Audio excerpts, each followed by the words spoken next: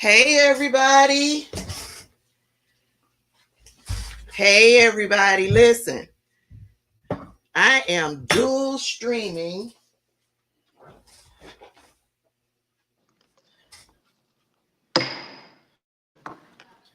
I got TikTok to my left, to investigate and I the got January YouTube 6th to my attack right.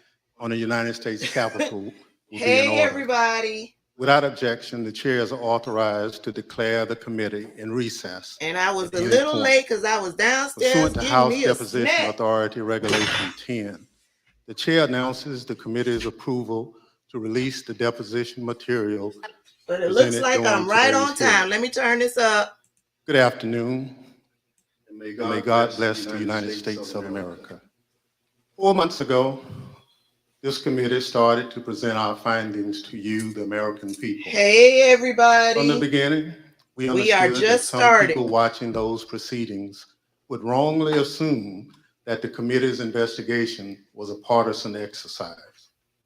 That's why I asked those who were skeptical of our work to simply listen to the evidence, to hear the testimony with an open mind, and to let the facts speak for themselves before reaching any judgment.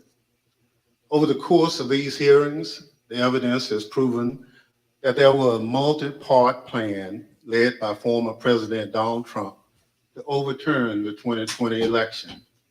Donald Trump lost his bid for re-election, as shown from the testimony of some of the president's closest allies and advisors. Donald Trump knew he lost. Despite this knowledge, Donald Trump went to court to contest the 2020 election, and he lost in court. The Electoral College met and declared Joe Biden the winner, yet Donald Trump continued to pull out all the stops in his attempt to stay in power. What Donald Trump proceeded to do after the 2020 election is something no president has done before in our country. In a staggering betrayal of his oath, Donald Trump attempted a plan that led to an attack on a pillar of our democracy. It's still hard to believe. But the facts and testimony are clear, consistent, and undisputed. How do we know this? How have we been able to present such a clear picture of what took place? Because of the testimony we've heard and that we have presented to you through these proceedings, because of the documentary evidence we've gathered and also made available directly to you, the American people. When you look back at what has come out through this, hey everybody work, coming in. The most striking fact is that all this evidence come almost entirely from Republicans. The evidence that has emerged did not come from Democrats or opponents of Donald Trump. Instead, look at who's written and testified and produced evidence. Who has that been? Aides who've worked loyally for Donald Trump for years. Hey everybody, Republican state officials and legislators, Republican electors, the chairwoman of the Republican National Committee, political professionals who work at the highest levels of the Trump campaign, Trump appointees who served in the most senior positions in the Justice Department, President Trump's staff. I've got TikTok to my left in the White House, and YouTube to my right. Members of the President Forgive Trump's me for family, not being able his own to White House give counsel. individual hellos. I've served in Congress Hey a long everybody, time. I'm bringing two I can tell families you, together today. it's tough for any congressional investigation to obtain evidence like what we've received, least of all, such a detailed view into a president's inner circle. And I want to be clear. Come on in, take a seat. Were thrilled to talk to us. Some the show is about to begin. But ultimately, the vast majority cooperated with our investigation. And what we've shown you over the last 4 months has been centered on the evidence. Evidence has come overwhelmingly sign language from Republican witnesses. So I say to you again, as I did in June, this investigation is not about politics. It's not about party. It's about the facts, plain and simple. And it's about making sure our government functions under the rule of law as our Constitution demands. Today, As in previous proceedings, my colleagues and I will present new evidence. That includes new testimony from additional Republicans who served in the Trump administration. Is Jenny Thomas going to be a part of this? Footage of congressional leaders on January 6th working to coordinate the response to the violence and ensure the people's business went forward. New materials produced to the committee by the Secret Service. Details about the ongoing threat to American democracy. I don't know if it's Today's real sign proceeding language. I'm will going to also be assume. grounded in the facts, but it won't look exactly like That's all right. our other Get your hearings. popcorn. We'll also take a step back and look at the evidence in a broader context, providing a summary of key facts we've uncovered. Facts relevant to former President Trump's state of mind, about his motivation, and about his intent. What did President Trump know? If you come into What either was room, he make told? sure you hit the like. What was his personal and substantial role in a multi-part plan? Q says it's overturn the accurate. election? They speak sign For language. those of you So who watched our the prior Democrats hearings, ain't playing that some game. of this evidence will look familiar. For those of you tuning in for the first time, we'll summarize some of the most important facts, and we urge you to go online and watch our hearing in full. There's one more difference about today. Pursuant to the notice circulated prior to today's proceedings, we are convened today not as a hearing, but as a formal committee business meeting, so that in addition to presenting evidence, we can potentially hold Y'all knew I was watching. If I wasn't working in the office, I would be based on watching. that evidence. So I'm home. Before we get to that evidence, I'd recognize little our bit more distinguished freedom. Vice Chair, Ms. Cheney of Wyoming, for any opening statement she care to offer. So I can watch it. Thank you very Right much, Mr. along with y'all. Chairman. Much has happened since our last public hearing on July 21st. As the chairman mentioned, we've received new and voluminous Hey, Romeo. documentation from the Secret Service, How you which doing? we continue to analyze.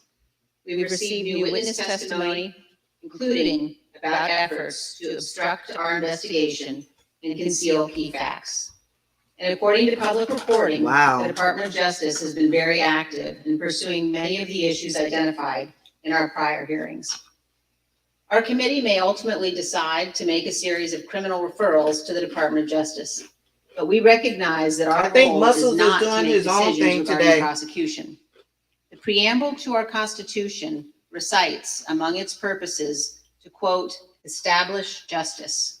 In our nation's judiciary, Ebony, and our this is the US first Department time of they've had Justice sign have that language. responsibility. A key element of this committee's responsibility is to propose reforms. So it makes me wonder to what they're prevent going to January disclose 6th today. Ever happening again. We've already proposed, and the House has now passed, a bill to amend the Electoral Count Act to help ensure that no other future plots to overturn an election can succeed. Oh, that's good And we will news. make further specific recommendations in our final report, based in part on the evidence you will hear today.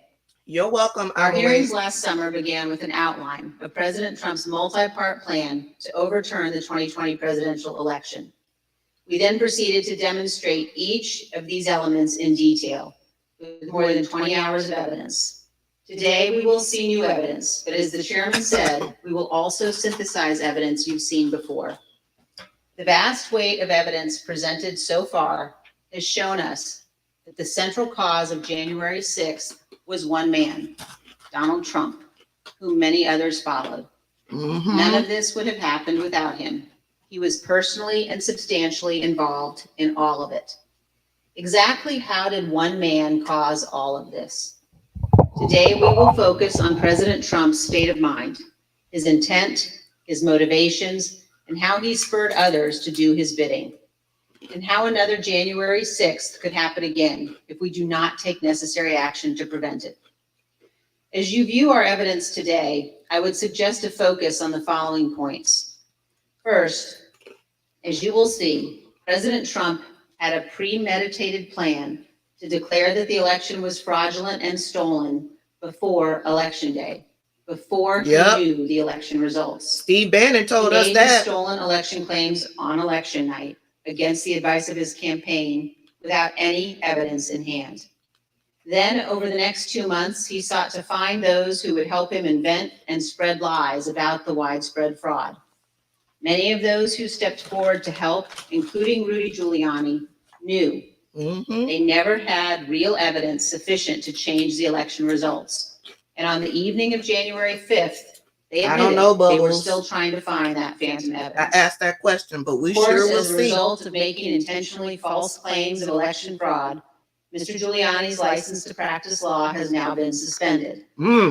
Second, please recognize that President Donald Trump was in a unique position, better informed about the absence of widespread election fraud than almost any other American.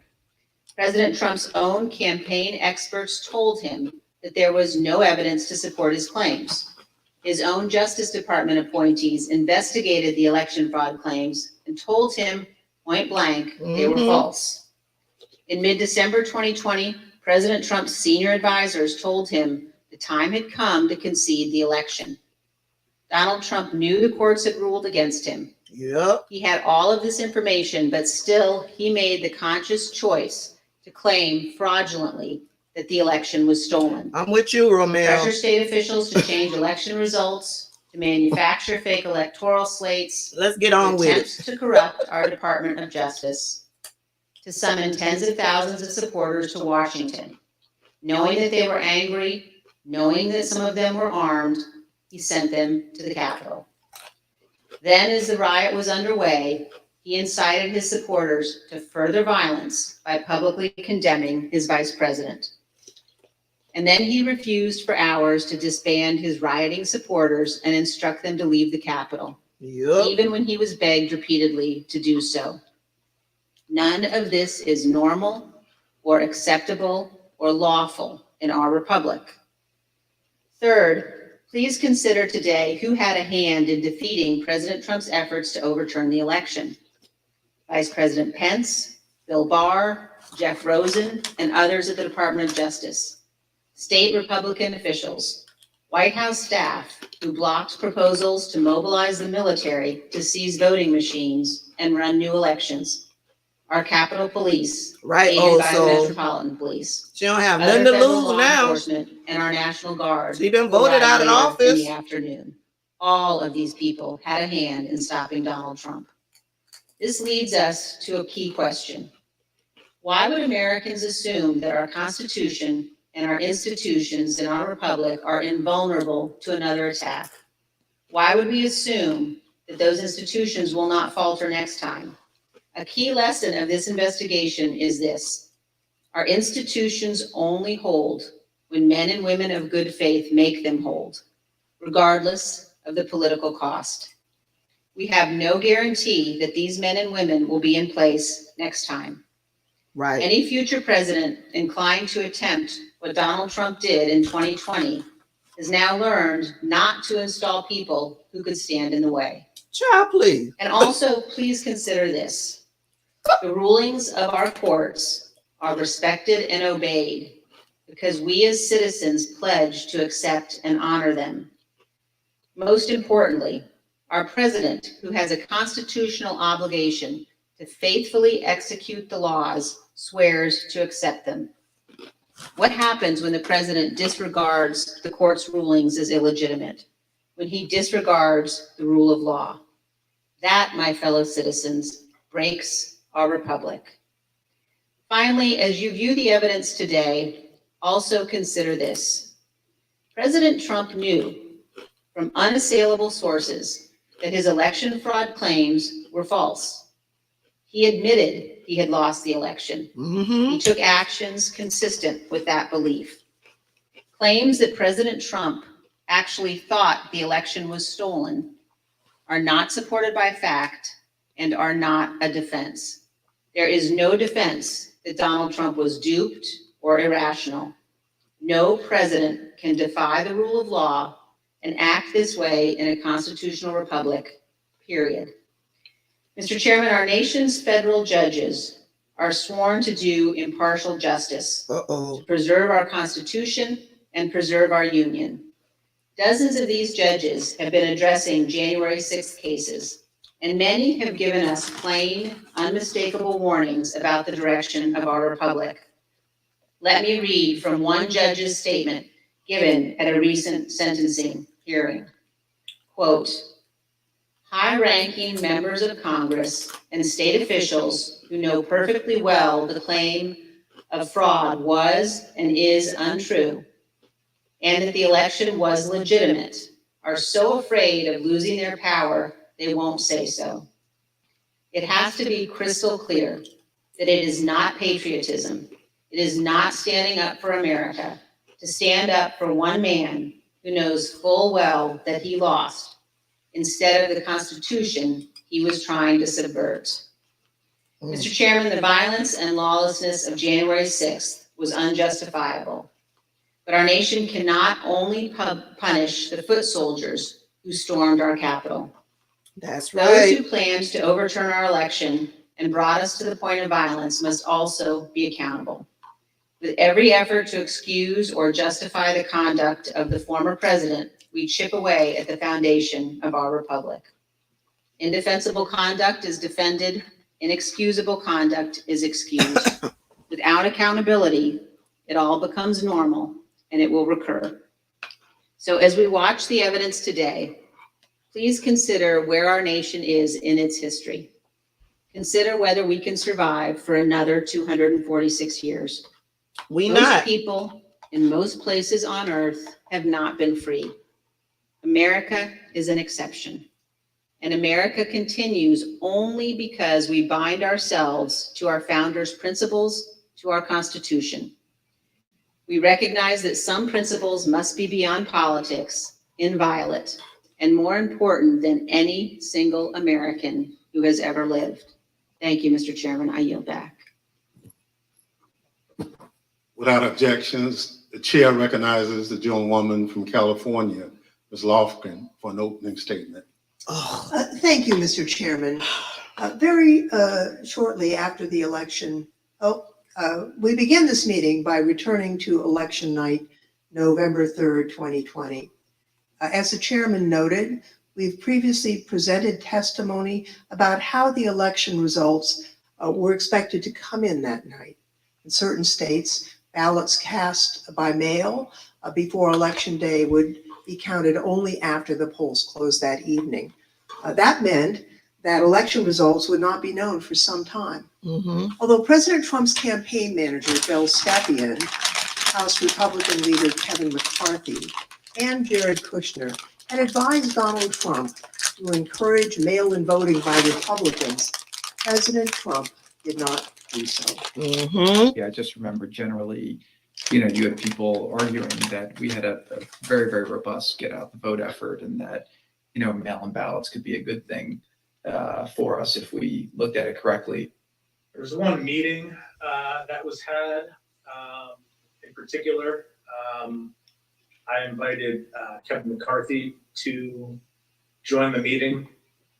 He being of like mind on the issue with me. He looks familiar. In which we made our case for Who is this, y'all? We believed mail-in voting be a bad thing for his campaign.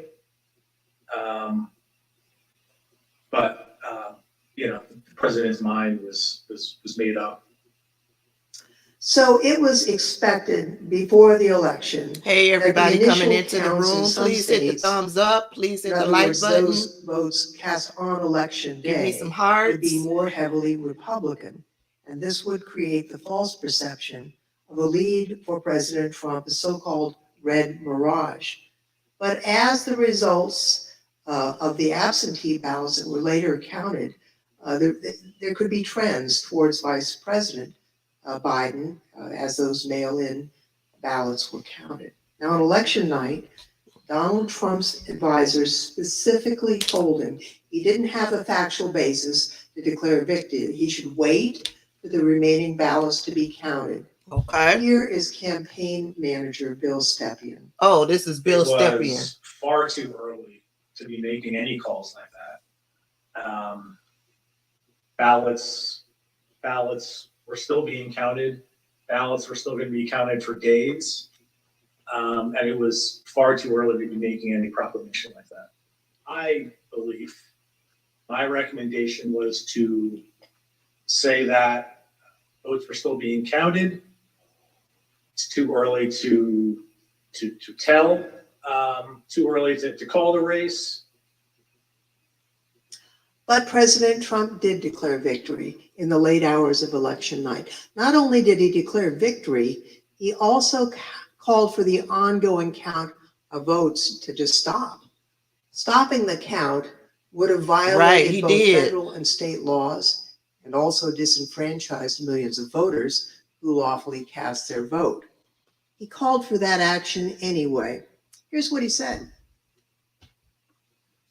This is a fraud on the American public. This is an embarrassment to our country.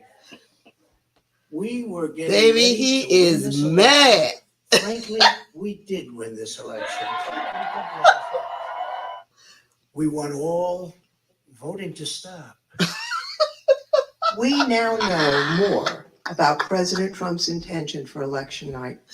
The evidence shows that his false victory speech was planned well in advance, Yep. before any votes had been counted. It was a premeditated plan by the president to declare victory no matter what the actual result was. Yep. He made a plan to stay in office before Election Day. Now, the vice president's staff was concerned with what Donald Trump might do on election night. They took steps to ensure that Mr. Pence would not echo a false victory announcement from President Trump. Here's what the vice president's counsel, Greg Jacob, told us about his preparations with the vice president's chief of staff, Mark Short. Okay. Mark had indicated to me that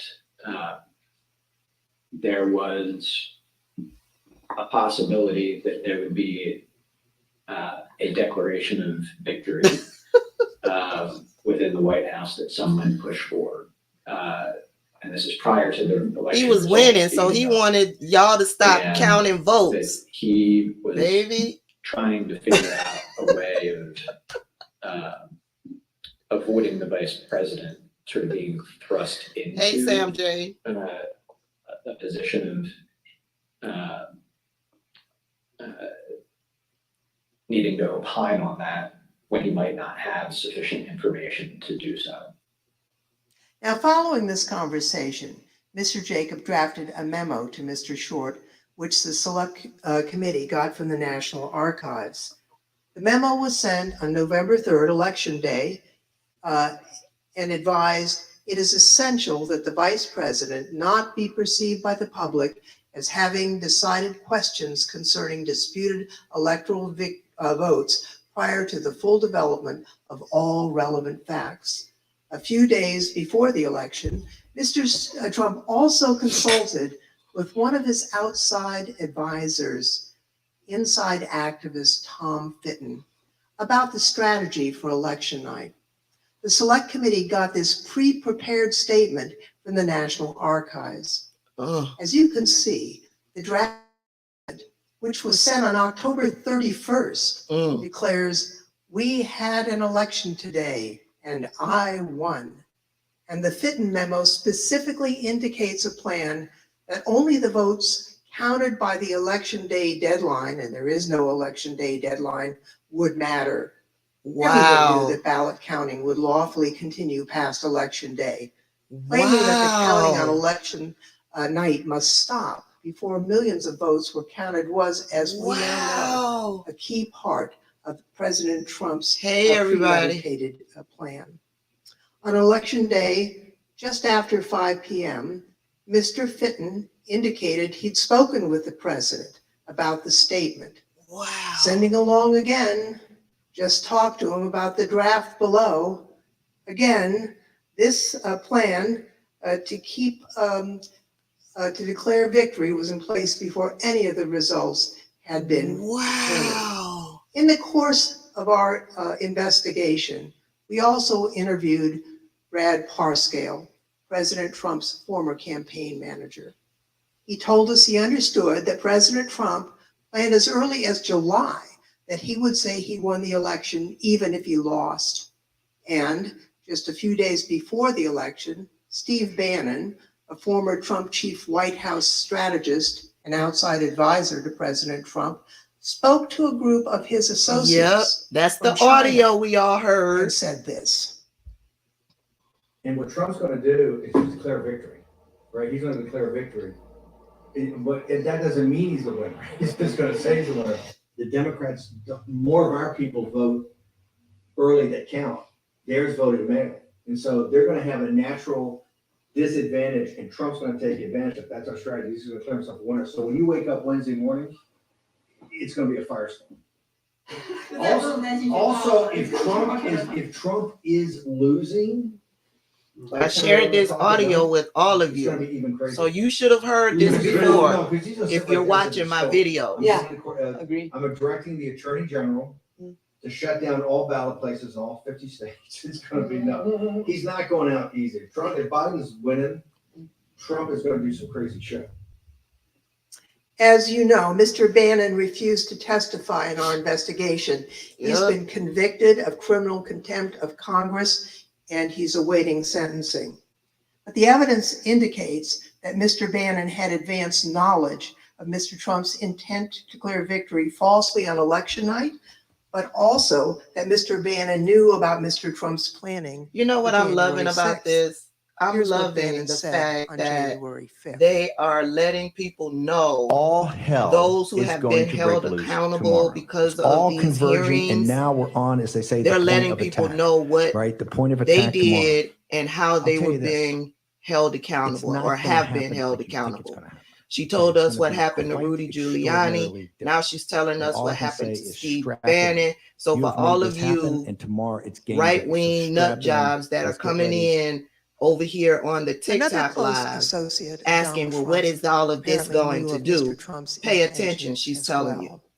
Now, Roger Stone is a political operative with a reputation for dirty tricks.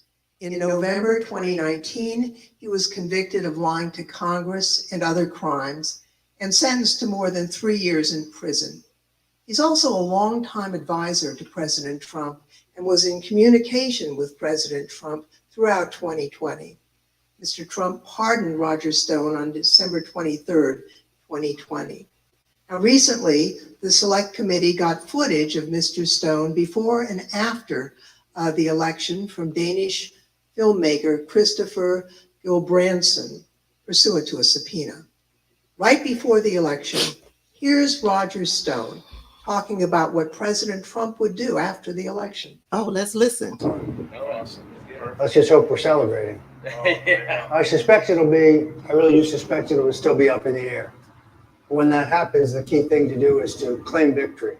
Possession is 9/10 of the law. No, we won. Fuck you. Sorry, over. We won. You're wrong. Fuck you. Mm. The vote and let's get right to the violence. That's what I'm doing. Whoa, I haven't seen this. Did he say, let's just get right to the violence? Whoa. The Select Committee called Mr. Stone as a witness, but he invoked his Fifth Oh. Amendment right against self-incrimination. Wow. Violence on January 6th was justified? On the advice of counsel, I respectfully decline. I to answer bet the you question do. on the basis of the Fifth Amendment. I bet you do. Do you have any role Hey, in Ken. planning for the violence on January 6th? Once again, I will assert my Fifth Amendment right Uh-huh. to decline to answer your question. Although we don't yet have all the relevant records of Roger Stone's communications, even Stone's own social media posts acknowledge that he spoke with Donald Trump on December 27th as preparations for January 6th were underway. In this post, you can see how Roger Stone talked about his conversations with President Trump. He wrote, "I also told the president exactly how he can appoint a special counsel with full subpoena power to ensure those who are attempting to steal the 2020 election through voter fraud are charged and convicted, and to ensure Donald Trump continues as our president." Whoa. As we know by now, the idea for a special counsel was not just an idle suggestion. It was something President Trump had actually tried to do earlier that month.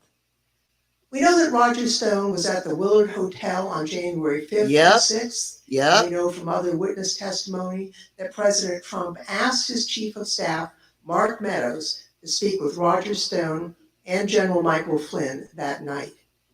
In addition to his connection to President Trump, Roger Stone maintained extensive direct connections. Somebody said he couldn't even to do that groups right. responsible for violently attacking the Capitol, the Oath Keepers and the Proud Boys. Mm-hmm. Individuals from both of these organizations have been charged with the crime of seditious conspiracy. Now, what is seditious conspiracy? It is a conspiracy to use violent force in the United States to oppose the lawful authority of the United States. Multiple associates of Roger Stone from both the Oath Keepers and the Proud Boys have been charged with this crime. Mm-hmm. Close associates of Roger Stone, including Josh, have pled guilty to this crime. Mm. We know that at least 7 Oath Keepers who have been criminally charged provided personal security for Roger Stone or were seen with him on January 6th or in the weeks leading up to January 6th. For example, Joshua James, the leader of the Alabama Oath Keepers, provided security for Roger Stone and was with him on January 5th. Mm. This is the picture of the two together on January 5th. Who's the sister? James entered the Capitol With the hat on. January 6th, assaulted a police officer. Earlier this year, he pled guilty to seditious conspiracy and obstruction of Congress. Another example is the married couple, Kelly and Connie Meggs. Kelly Meggs was the leader of the Florida chapter of the Oath Keepers. Both he and his wife provided security for Roger Stone, and both are charged with leading a military-style stack attack of Oath Keepers, attacking the Capitol on January 6th. Perhaps even more disturbing is Roger Stone's close association That wasn't with Enrique Tarrio, Candace Owens. That was somebody else. national chairman of the Proud Boys. Roger Stone's connection Tracy, with who was the Enrique sister? Tarrio and the Proud Boys is well documented by video evidence with phone records the select committee. It wasn't has Candace obtained. Owens, y'all. Tarrio, along with other Proud Boys, has been charged with multiple crimes concerning the attack on January 6th, including seditious conspiracy. During the attack, Tarrio sent a message to other Proud Boys claiming, "We did that."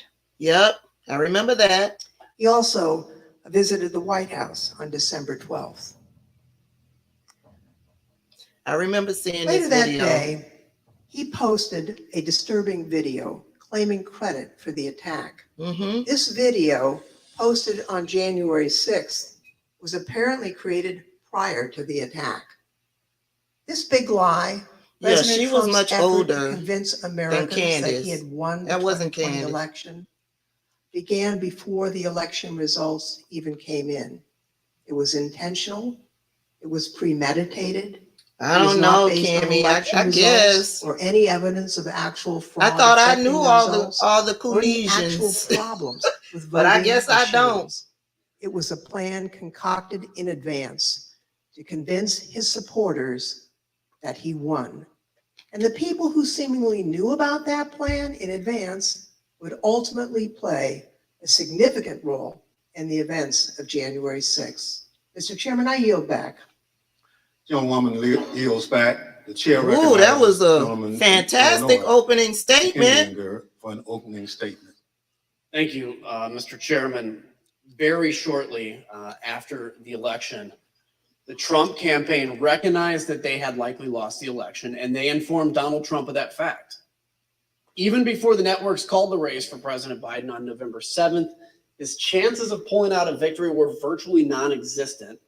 President Trump knew it. Do you know if anybody ever told the president that he had lost and that there wasn't a chance of him winning? That looks like Jason Miller. Yeah, Jason Miller. I know that the president, when the networks called it, of course, he was informed about the network decision. Thank you, Sam J. Myself and a handful of It's a folks dress. went over and sat down with the president. And communicated. Well, Ken, according to that the Candace, she doesn't want to be a part of the Black community and legal Black culture. challenges, Did you see the video that I did? So You have after to the see it. election, as of November She 7th, publicly stated that. in your judgment, what were the chances of President Trump And we do winning not the care. election? We don't After claim that her point, anyway. Yes. None. At times, President Trump acknowledged the reality of his loss. I think they're wearing those Although he face masks publicly claimed because he had won the it allows election, them to hide. privately, he admitted that Joe Biden would take over as president. I think Here's it's the more example than of just that. COVID. In the Oval, there's a discussion going on. And the president says, I think it could have been Pompeo, but he says words to the effect of, Thank you, moderators. yeah, we lost, we need to let that issue go to the next guy, meaning President Biden. I appreciate I y'all. remember maybe a week after the election Who is was this? called, I popped into the Oval just to like give the president Oh, this headlines. is see the how he was lady doing. that And now if you look works at the over tweet, at he said, "If you believe I CNN. lost to this effing guy." I forget her name though. On the 18th, and And this is the lady that told us Donald Trump had a fit in the SUV because they wouldn't go to the Capitol. And he said, you know, a lot of times he'll tell me that he lost, but he wants to keep fighting it. He thinks that there might be enough to overturn the election, but you know, he pretty much has acknowledged that he's lost. Knowing that he had lost and that he had only weeks left in office, President Trump rushed to complete his unfinished business. One key example is this. President Trump issued an order for large-scale U.S. troop withdrawals. He disregarded concerns about the consequences for fragile governments on the front lines of the fight against ISIS and Al-Qaeda terrorists. Knowing he was leaving office, he acted immediately and signed this order on November 11th. Which would have required the immediate withdrawal of troops from Somalia and Afghanistan, all to be complete before the Biden inauguration on January 20th. As you watch these clips, recall that General Keith Kellogg was the national security advisor to the vice president and had served as chief of staff to the National Security Council for President Trump. And General Milley was the chairman of the Joint Chiefs of Staff at the Pentagon. With a memo that the president reportedly signed on November 11th, 2020, ordering that troops be withdrawn from Afghanistan and Somalia. Yes. So I think you might have seen some things where there's a memo or something from Johnny McEntee to Douglas McGregor. It says, here's your task to get U.S. forces out of Somalia, get U.S. forces out of Afghanistan. When you first interviewed and met Colonel Douglas That's McGregor, why it was done so you discussed sloppily. this decision of withdrawing from Somalia and Afghanistan, correct? Oh Yeah, my I'm sure that God. And that was the position that he was taking over there was senior advisor to the Secretary of Defense. Is that correct? Yes. So on that That's same why it was day, done just so on- sloppy. He responded back to you that they, meaning DOD leadership, was not going to. Right, do Tracy, take any of those everybody's steps without blaming an Biden. Without a directive. Oh my I explained in God. language that should be in the order while I was in the meeting with McEntee. And this was my answer to him when said, if you want this to happen, the president wants this to happen, he's got to write an order. So you never wrote this down in any capacity? I sketched on a piece of paper for him some key statements. The president directs. This is, what's the right word? Boilerplate language. Who was in his office drafted the order?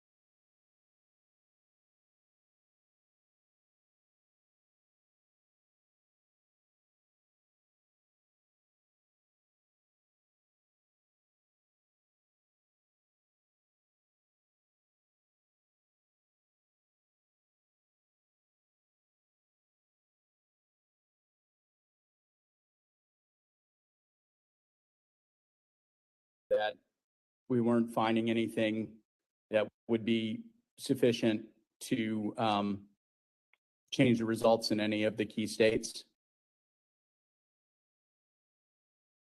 When was that conversation? Probably in November. Okay, we November, back. I think it was before my child was born. And what was Mr. Meadows' reaction to that information? I believe the words he used were so that Think they're so there. too over It here, would be our job Jessica. to track it down and come up dry because the allegation didn't prove to be true. And we'd have to, relay the news that. I think yeah, we're back, that everybody. Are we back? Someone told you. My YouTube about people, those- are we those back? ropes, My black TikTok people, fraud, are we or, back? Nothing came of it. That will be our job as the truth telling squad, and I think we're back. not a fun job. My YouTube is Tabitha Speaks Politics. It's an easier job to be telling the president. Okay, so YouTube, we're wild back. allegations. TikTok, are we It's a harder back? job to be telling him on the I back think end we're that, back. Yeah, that wasn't true. What was generally discussed on that topic was whether the fraud, maladministration, abuse, or irregularities, if aggregated and read most favorably to the campaign, You're welcome, would that Katrina. be outcome determinative. I am live on Tabitha Speaks Politics I think everyone on YouTube. assessment in the room, at least amongst the staff, Mark Short, myself, and Greg Jacob, was that it was not sufficient to be outcome determinative. Look, it's the right of any candidate to litigate genuine election disputes. Nobody argues that, but President Trump's litigation was completely unsuccessful. In our past hearings, we told you that the committee had identified a total of 62 election lawsuits filed by the Trump campaign and its allies between November 4th and January 6th of 2020. Those cases resulted in 61 losses and only a single victory, which did not affect the outcome for any candidate. The claims were not supported by any sufficient evidence of fraud or irregularities. In fact, they were baseless, as judges repeatedly recognized. In none of these 62 cases was President Trump able to establish any viable claims of election fraud sufficient to overturn the results of the election. In those hearings, we shared with you the words used by judges around the country in rejecting the Trump campaign's claims. It's strong language criticizing the lack of evidentiary support for the claims of election fraud in those lawsuits. For example, a federal appeals court in Pennsylvania wrote, charges require Somebody is specific recording allegations and alive. proof. We have neither here. A federal judge in Wisconsin wrote, quote, the court has allowed the former president the chance to make his case and he has lost on the merits. Another judge in Michigan called the claims, quote, nothing but speculation and conjecture that votes for President Trump were either destroyed, discarded, or switched to votes for Vice President Biden. A federal judge in Michigan sanctioned 9 attorneys, including Sidney Powell, for making frivolous allegations in an election fraud case, describing the case as a historic and profound abuse of the judicial process. Recently, a group of distinguished Republican election lawyers, former judges, and elected officials issued a report confirming the findings of the courts. In their report entitled Lost, Not Stolen, these prominent Republicans analyzed each election challenge and concluded this: Donald Trump and his supporters failed to present evidence of fraud or inaccurate results significant enough to invalidate the results of the 2020 presidential election. On December 11th, Trump's allies lost a lawsuit in the U.S. Supreme Court that he regarded as his last chance at success in the courts. A newly obtained Secret Service message from that day shows how angry President Trump was about the outcome. Quote, just FYI, POTUS is pissed. Breaking news, Supreme Court denied his lawsuit. He is livid now. Cassidy Hutchison, an aide to Chief of Staff Mark Meadows, was present for that conversation and described it this way. This is the day the Supreme Court had rejected that case. Mr. Meadows and I were in the White House residence at a Christmas reception. And as we were walking back from the Christmas reception that evening, the president was walking out of the Oval Office, so we crossed paths in the Rose Garden Colonnade.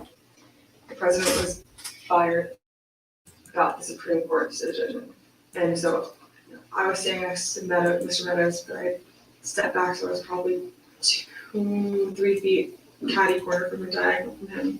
The president just raging about the decision and how it's wrong and why didn't we make more calls, and just this typical anger. My TikTok outburst. peeps have to listen to the audio. I figure if they see me and not the actual hearing, then they won't report the I live. don't want people to know we lost, Mark. This is embarrassing.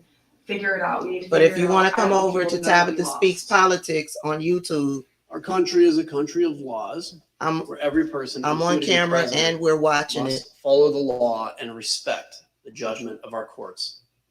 President Trump's closest advisors held that view both then and now. Well, do you believe the president should abide by the rulings of the courts? Oh, yeah, we should all comply with the law at all times, to the best of our ability, every one of us. So once the courts had ruled and the electoral college had met, the election was over in your view? Yes, I think I said previously that when the vice president. No, made I the didn't, certification Sabrina. And the litigation was complete. It was complete. When the electoral college met on the 14th? Yes, it as of December 14th, is that right? I think that's the right date, yes. I assume, Pat, that you would agree the president is obligated to abide by the rulings of the courts. Of course. And I assume you also would. Everybody is obligated to abide by rules, of course. And I assume you also would agree the president has a particular obligation to take care that the laws be faithfully executed. That is one of the president's obligations, correct? Ivanka, do you believe the president's obligated to Hey, abide by Epic. the rulings of the courts? Welcome. I do. Listen, everybody In believe December of that 2020, he should President follow Trump's the senior law staff except were for attempting to him persuade him and those concede that the election were outcome. willing to break the law But for The him. question is that I believe he should concede the election at a point in time. Yes, I did. December 14th was the day that the states certified their votes and sent them to Congress. And in my view, that was the matter. I didn't say, I thought that this would Thank lead you, Rose inexorably to a new administration. I told him that my personal viewpoint Who was is that the this? Electoral College had met. Judd Deere. Which is the system that our country is set under to elect a president and vice president. And I believed at that point that the Right, Ken. Still breaking the law means for him today. to pursue litigation was probably. I agree with what Old And Soul you says. recall It's disturbing that none of these He people disagreed. spoke up when all James of this was Scalia, going the son on. of late Justice Scalia, visited President Trump in mid-December and explained the situation clearly. Yes, welcome to So I didn't TikTok put a call to the family. president. I Somebody's might have messing called with him my first. live We over on spoke, I believe, TikTok. on the 14th, in which Okay, I wanna be conveyed to him natural. that I thought that Enjoy the rest of your it day. was time for him to acknowledge that President Biden had prevailed in the election. But I communicated to the president that when that legal process is exhausted and when the electors have voted, that's the point at which that outcome needs to be expected. I told him that I did believe, yes, that once those legal processes were run, if fraud had not been established, that it had affected the outcome of the election. And unfortunately, I believe that what had to be done was concede the outcome. Not only did the courts reject President Trump's fraud and other allegations, his Department of Justice appointees, including Bill Barr, Jeffrey Rosen, and Richard Donahue, did as well. President Trump knew the truth. He heard what all his experts and senior staff were telling him.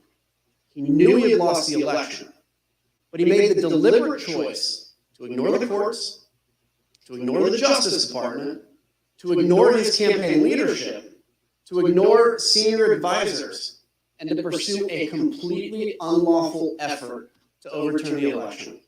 His intent was plain. Ignore the rule of law and stay in power. Mr. Chairman, I yield back. Gentleman yields back. The chair recognizes the gentlewoman from Virginia, Ms. Luria. Thank you, Mr. Chairman. Mid-December was a turning point. President Trump made a decision, a choice, to ignore the courts and his advisors and to push forward to overturn the election. His efforts to overturn the election were not random or disconnected. Rather, they were part of a coordinated, multi-part plan to ensure that he stayed in power. Donald Trump was the driver behind each part. Hey, of this Nakia, plan. welcome. He was Welcome. personally and directly involved. Of course, a key element of the plan was continuing to convince tens of millions of Americans that he did not, in fact, lose.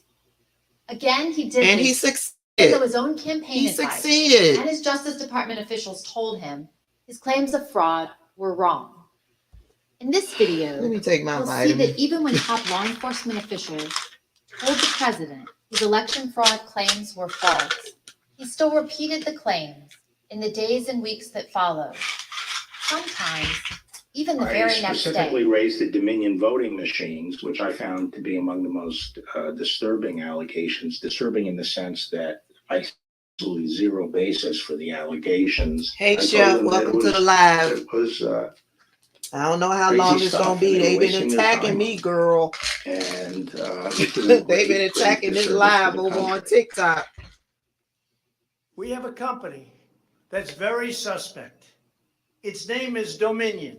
With the turn of a dial or the change of a chip, you can press a button for Trump and the vote goes to Biden. What kind of a system is this?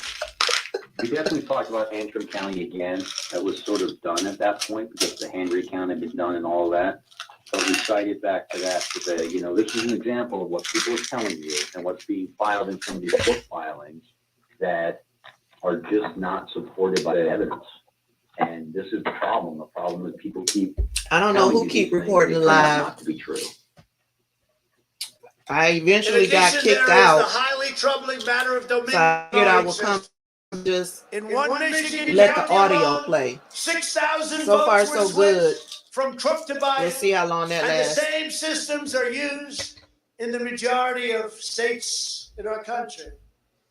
And I went into this and would, you know, tell them how crazy some of these allegations were and how ridiculous some of them were.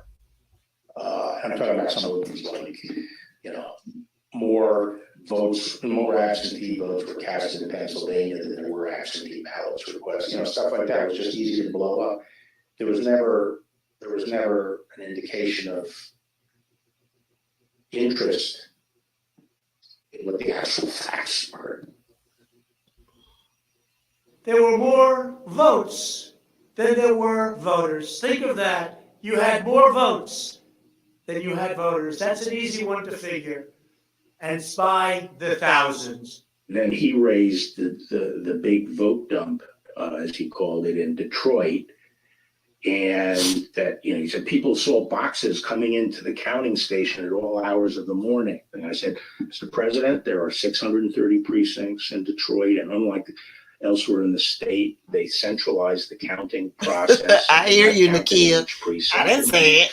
The counting stations. And so a normal process would involve boxes coming in at all different hours.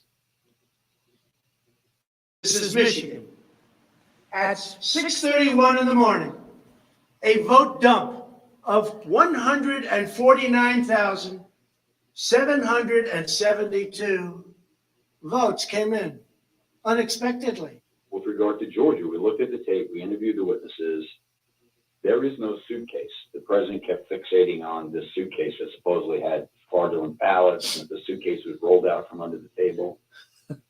And I said, no, sir, there is no suitcase. You can watch that video over and over. There is no suitcase. There is a wheeled bin where they carry the ballots, and that's just how they move ballots around that facility. There's nothing suspicious about that at all. Election officials pull boxes, Democrats, and suitcases of ballots out from under a table. You all saw it on television. Totally fraudulent. This happened over and over again, and our committee's report will document it. Purposeful lies made in public directly at odds with what Donald Trump knew from unassailable sources, the Justice Department's own investigations and his own campaign. Donald Trump maliciously repeated this nonsense to a wide audience over and over again. His intent was to deceive. Yep. President Trump's plan also involved trying to coerce government officials to change the election outcome in the states he lost. He personally reached out to numerous state officials and pressured them to take unlawful steps to alter the election results in those states. These actions, taken directly by the president himself, made it clear what his intentions were: to prevent the orderly transfer of power.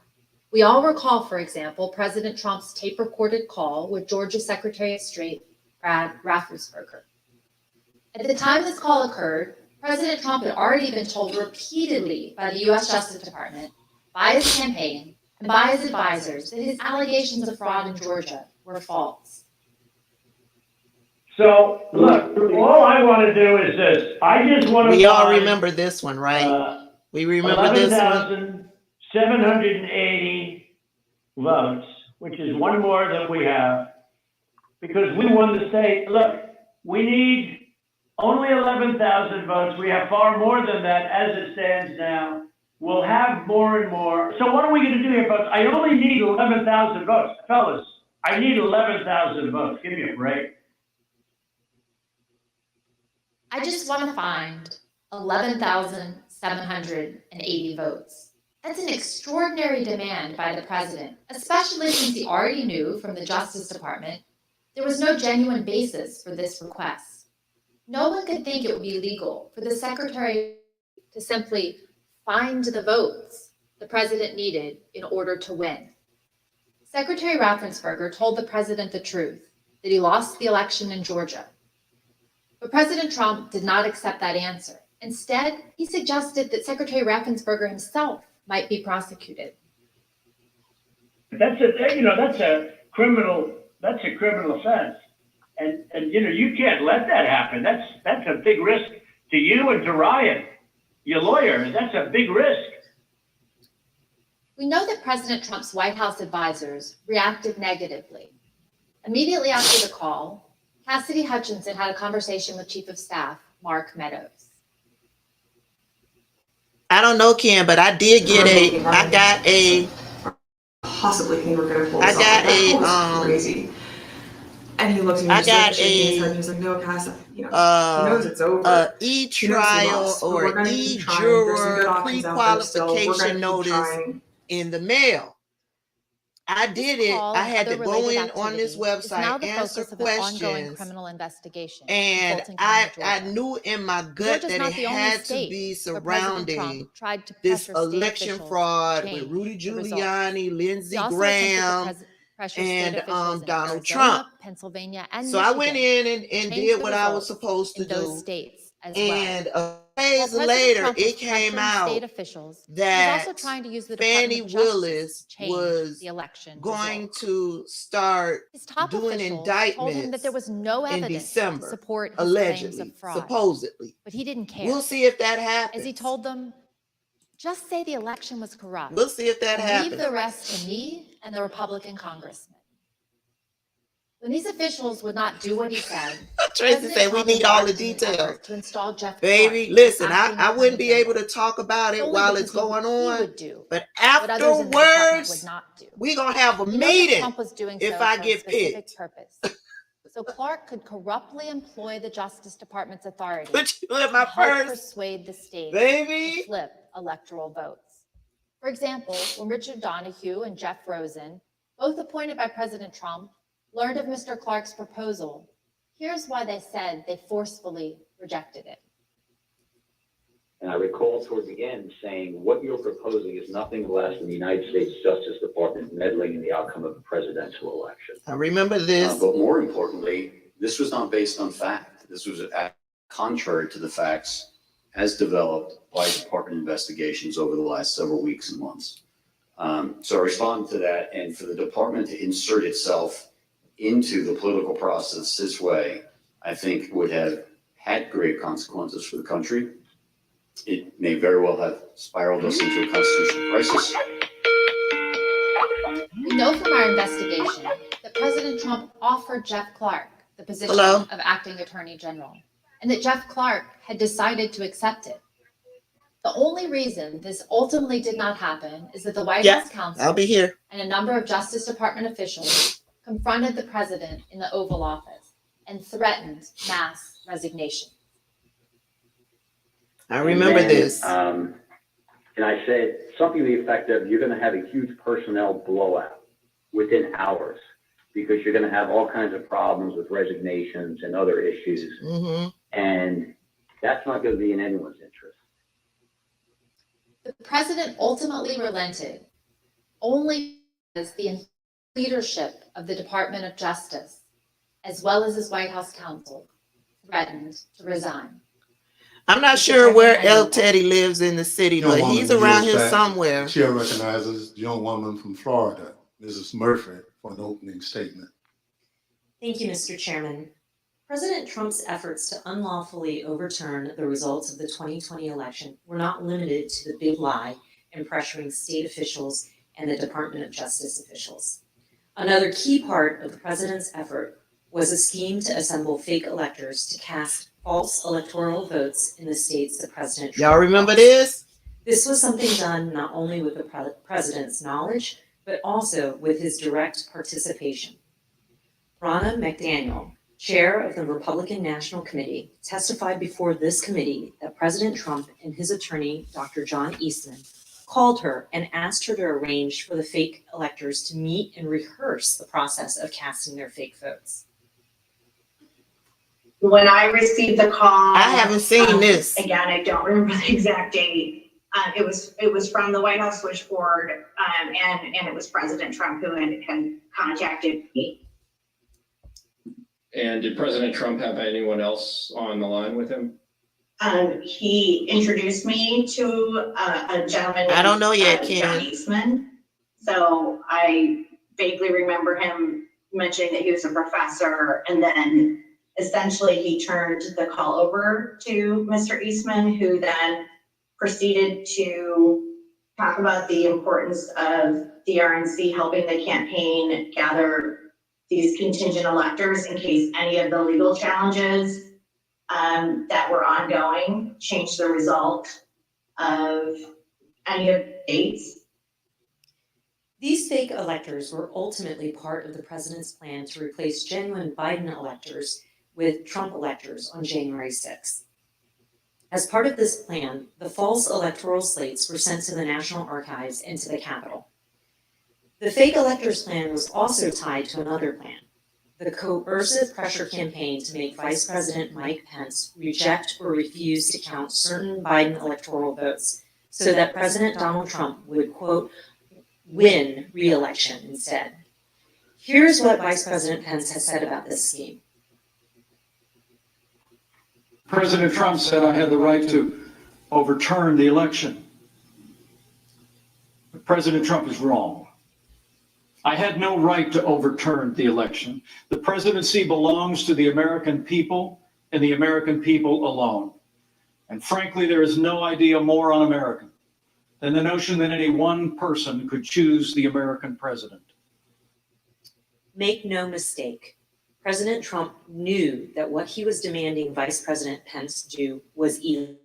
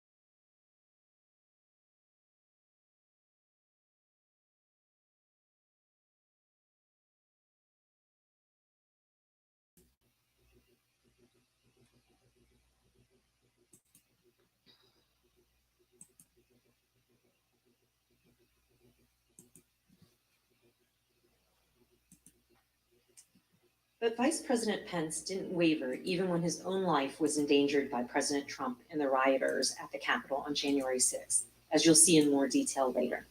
A federal judge concluded, based on this and other evidence, that President Trump's pressure campaign against the vice president likely violated multiple criminal statutes. In the end, all these people, Department of Justice officials, state elections officials, his own vice president, stood strong in the face of President Trump's immense Okay, we back.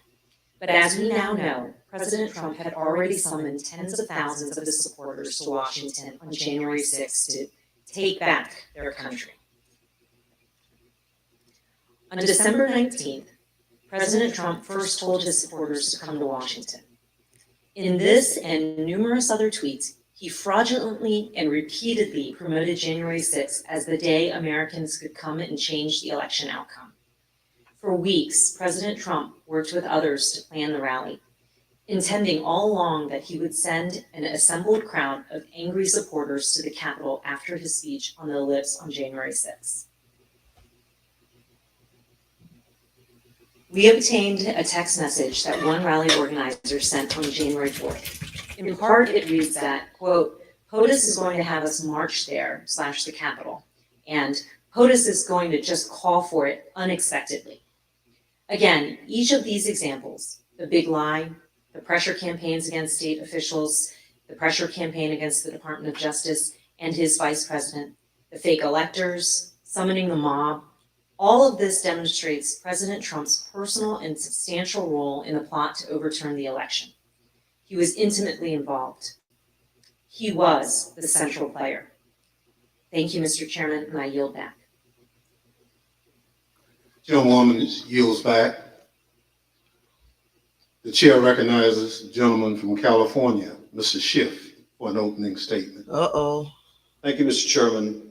In our past hearings, you have seen direct This is the evidence man that right President here. Trump sent a crowd of his supporters to the Capitol on January 6th, knowing they were armed and angry.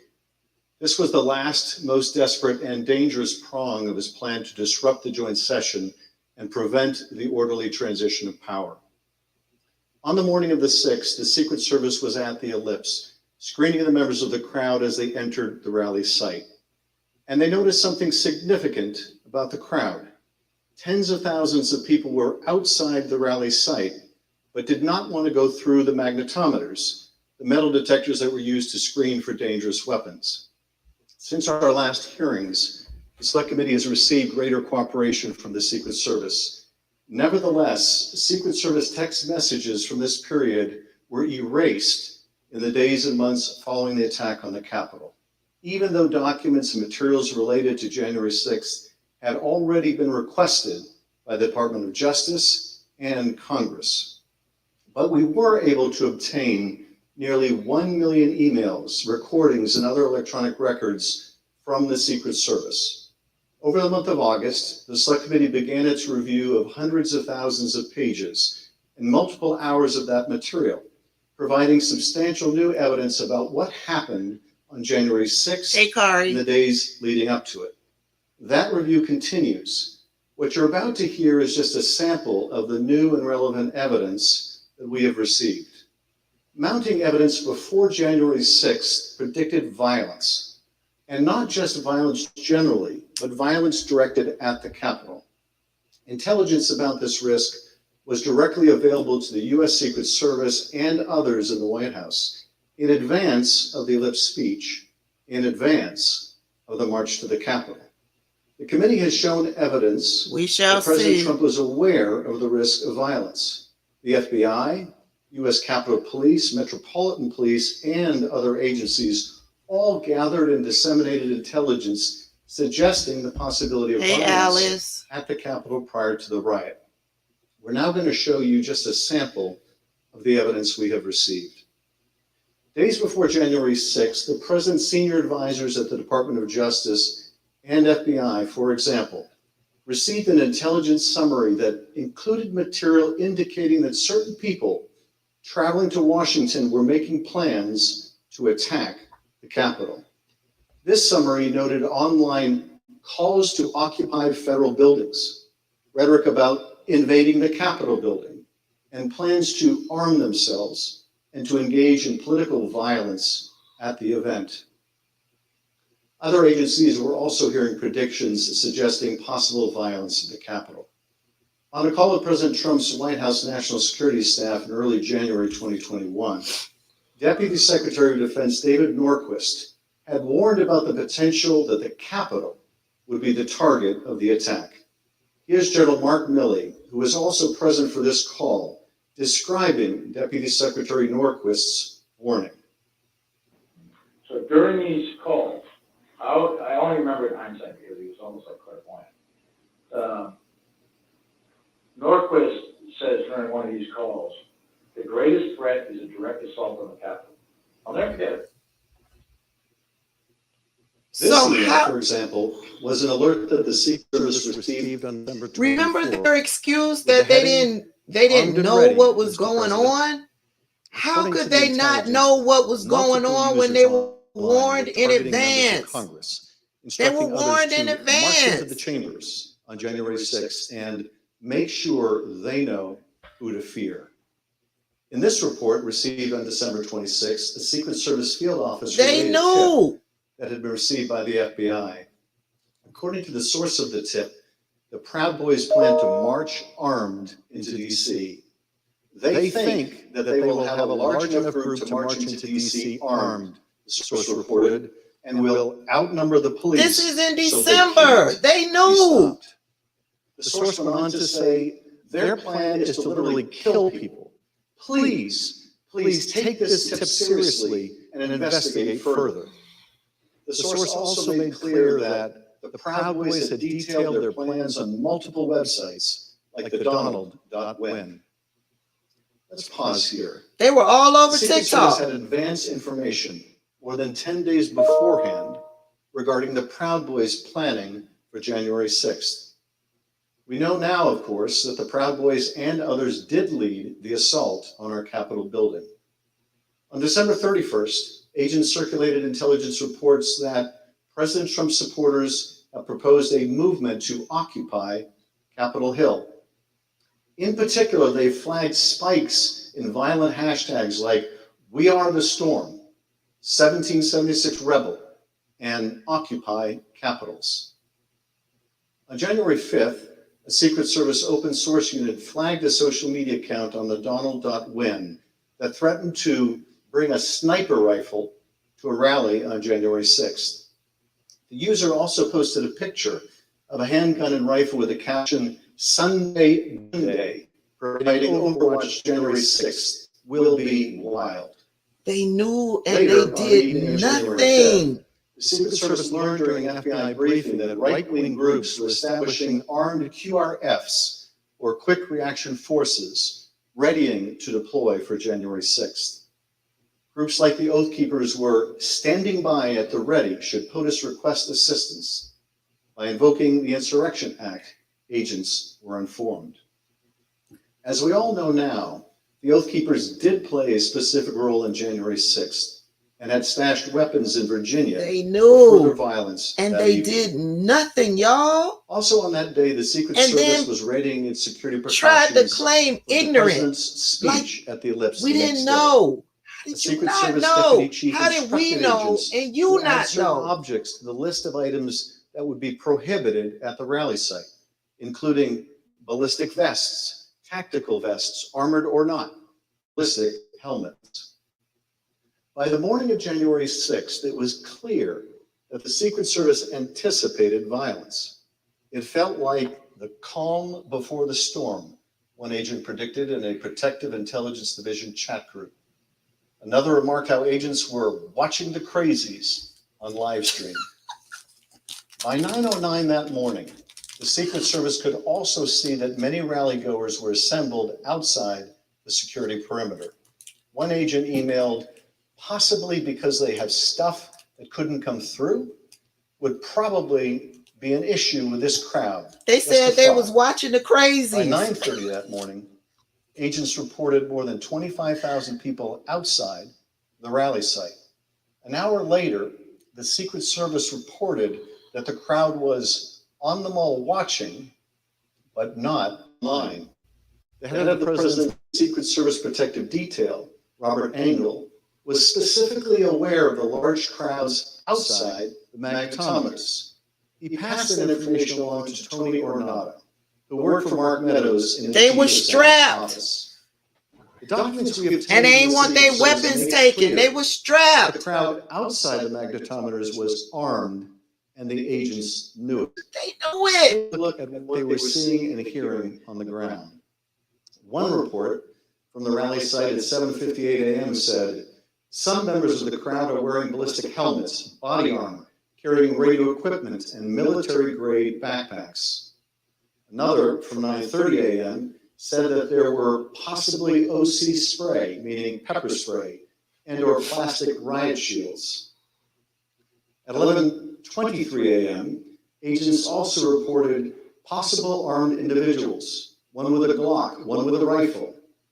Over the next hour, agents reported possible man with a gun reported, confirmed pistol on hip located in a tree, and one detained at 14th and I Street. He had Northwest. assumed a position. Individual had an assault rifle on his person.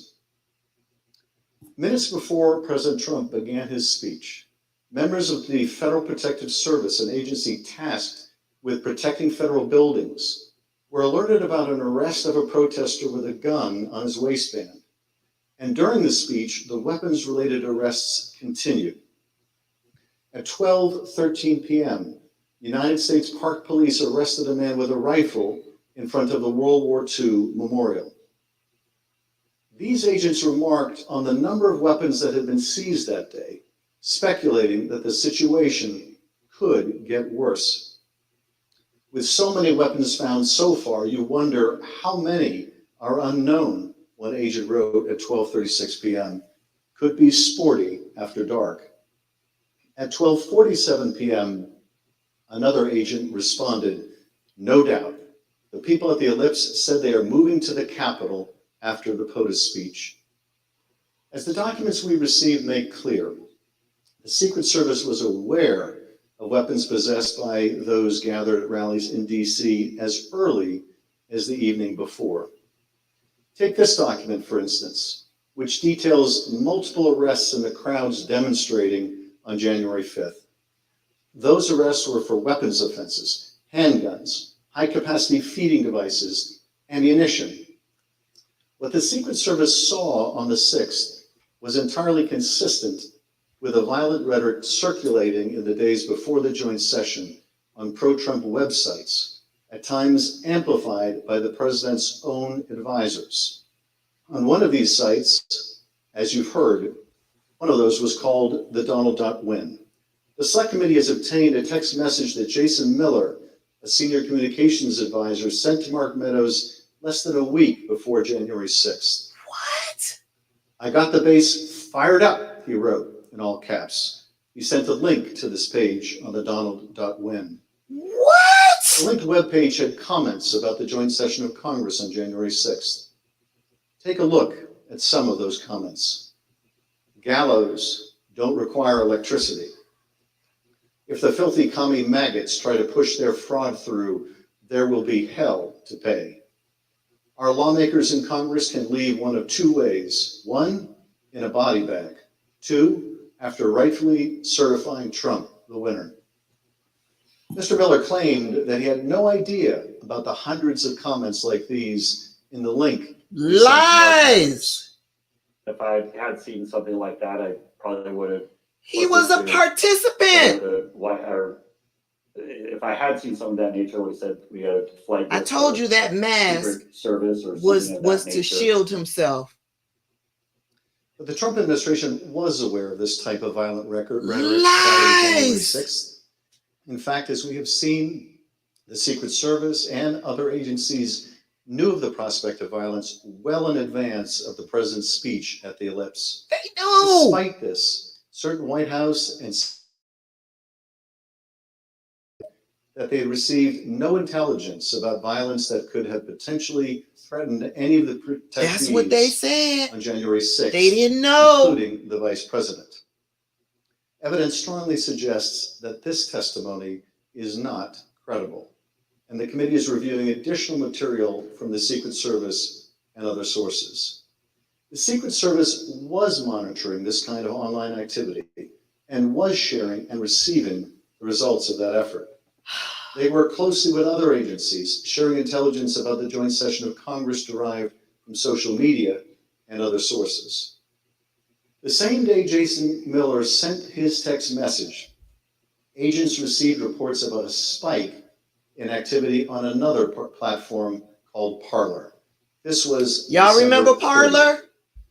In this email, an agent received a report noting a lot of violent rhetoric on Parler directed at government people and entities, including Secret Service protectees. They shut Parler One of these down. That's how protectees bad it Vice was. President Pence, perhaps the primary target of President Trump's pressure campaign in the days leading up to January 6th. Right, Nakia. It's their job to know. The joint They session, knew. on January They 5th, were participating Secret in Service it. was aware of increased chatter focused on Vice President Pence.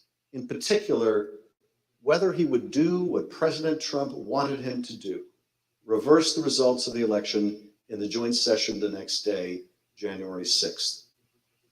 On the morning of the 6th, agents received alerts of online threats that Vice President Pence would be, quote, a dead man walking if he doesn't do the right thing. Another agent reported, quote, I saw several other alerts saying they will storm the Capitol if he doesn't do the right thing. The anger reflected in these postings was obvious. The man at the center of the storm on January 6th, President Trump.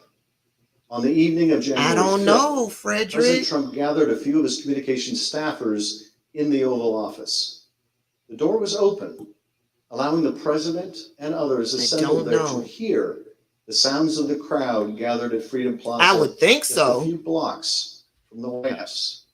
President Trump could tell that his supporters were riled up. And if it can be proven, will he be held accountable? Deputy White House press secretary describing lying under President's oath reaction.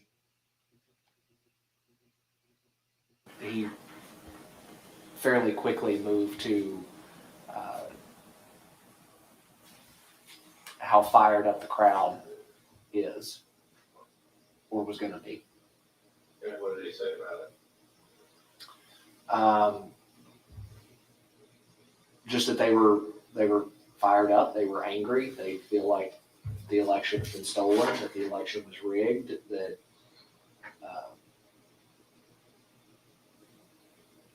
we went on and on about that a little bit. Yes, the president knew the crowd was angry because he had stoked that anger. Yep. He knew that they believed that the election had been rigged and stolen because he had told them falsely that it had been rigged and stolen. And by the time he incited that angry mob to march on the Capitol, he knew they were armed and dangerous. All the better to stop the peaceful transfer of power. Mr. Chairman, I yield back. Gentleman yields back. At this point in our meeting, we'll take a brief recess. Pursuant to the order of the committee of today, the chair declares the committee in recess for a period of approximately 10 minutes.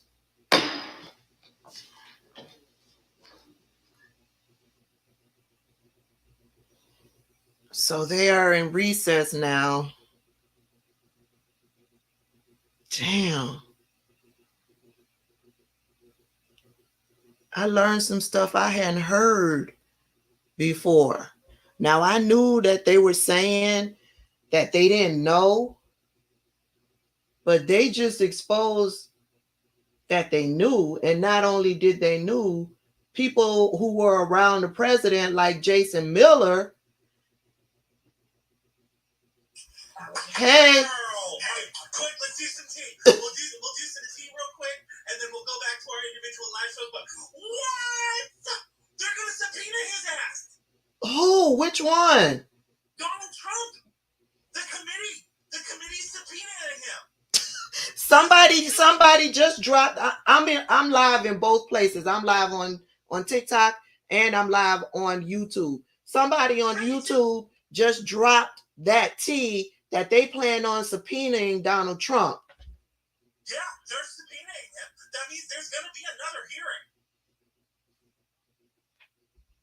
Hey, did you see those emails and those text messages? But it's holy shit.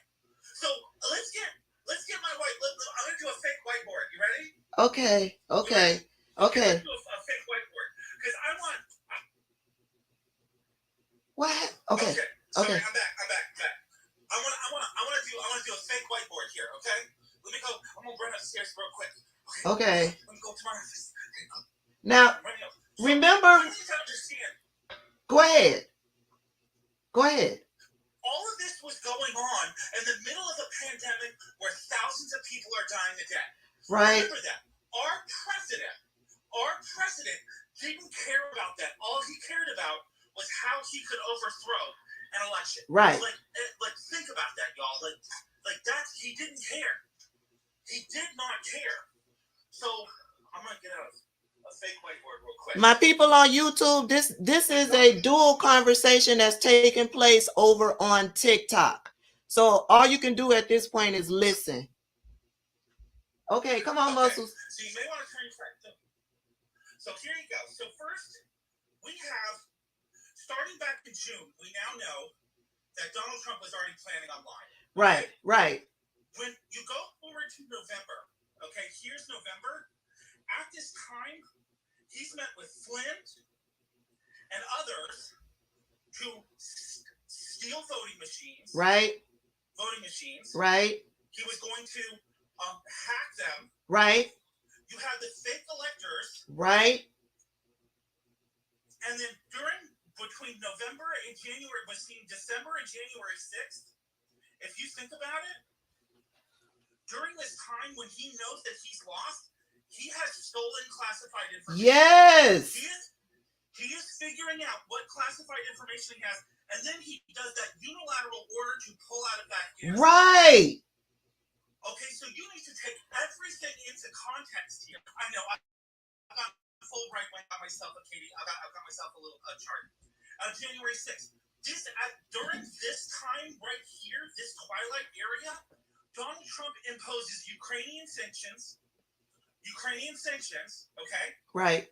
He's stolen classified information. Yeah. He's figuring out what he needs to do. Right. On top of that, we had a solar winds hack. Do you remember that? No. You don't remember the solar winds hack that literally got into our national defense and electrical grid?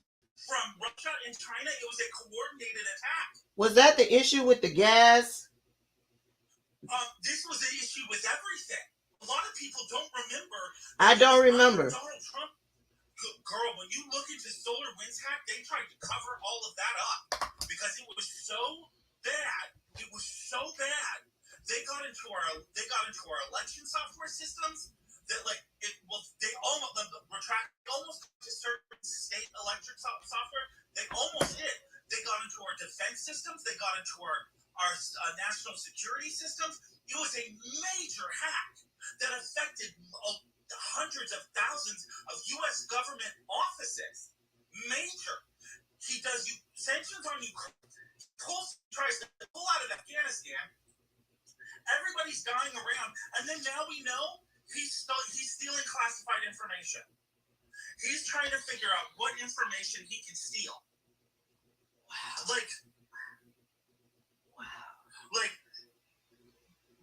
And so that, and during that whole, do you guys remember that? And pull out of NATO. He was trying to pull us out of NATO. I remember that. He attempted to do it again. The lane session. Do you guys realize how fucking close we are? Because this was the plan. What they were planning during that time, Donald Trump knew he was going to lose already. He knew. He started the plan for the big lie, and he knew he would have to take out Pence and have to take out Nancy Pelosi so that he could put his stuff in there, so that he could put his people in there. When Pence and Pelosi would have been unalive, right? He would have enacted the Insurrection Act, like Flint said, right? Declared martial law, right? Seized the voting machines, right? Changed them so that all of his lies would be validated through that. The only way that he would have been able to do that is if Pelosi and Pence were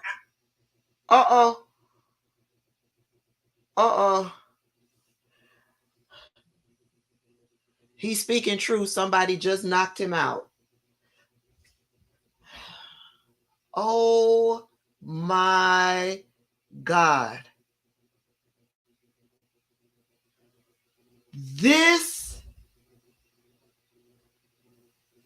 Hold on, y'all, give me a minute because I'm trying to grasp all of the information.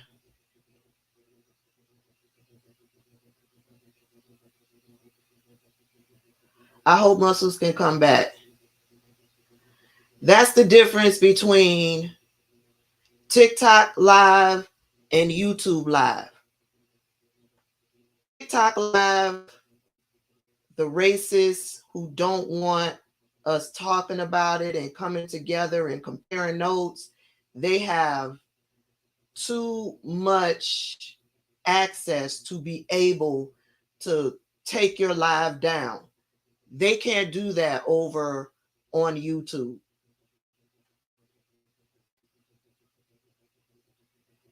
And I'm wondering if they took Muscles out. Let me go over here and look. No, he's still live.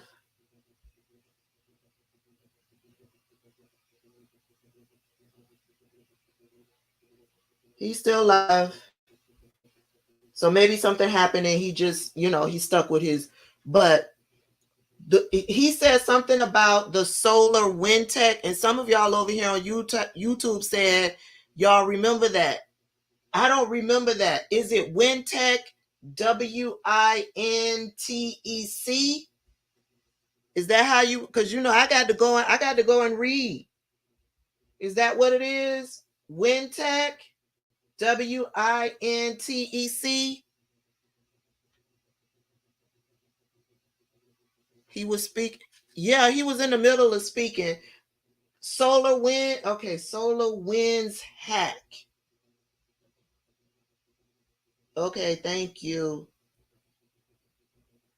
I don't remember any of that. I remember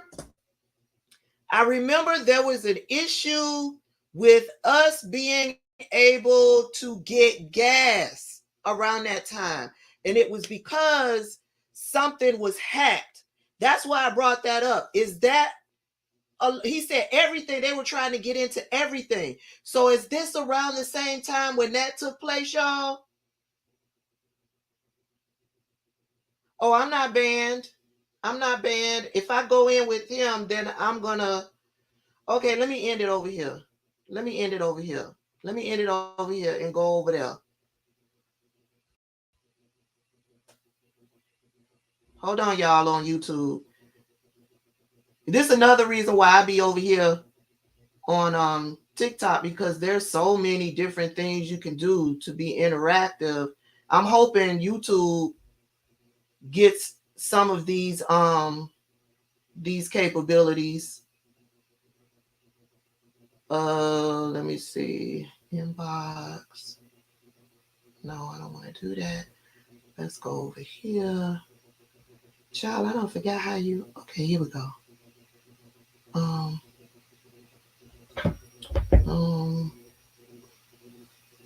Did I? Oh, did I? Oh, no.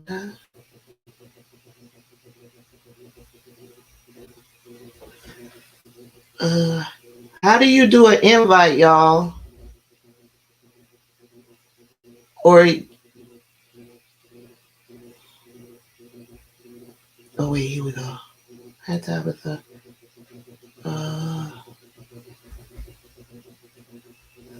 Let's see.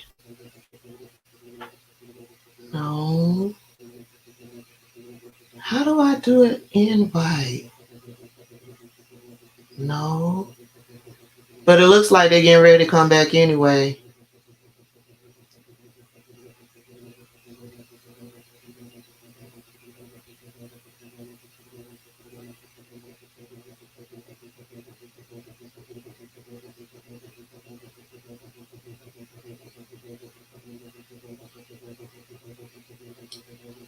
He's not even in front of the. He's not even in front of the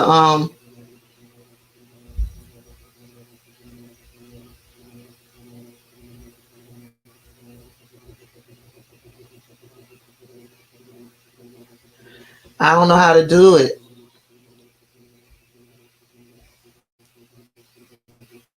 Oh, it does it easier on my phone. Hey, hey, give me a minute. What happened to you? I don't know. You were talking and then you just went away. I thought maybe you got a phone call. Yeah, no, you just went away. I was just like, okay, all right. No, it's something going on. Listen, I don't know why is that there? Why my face not there? Oh wait.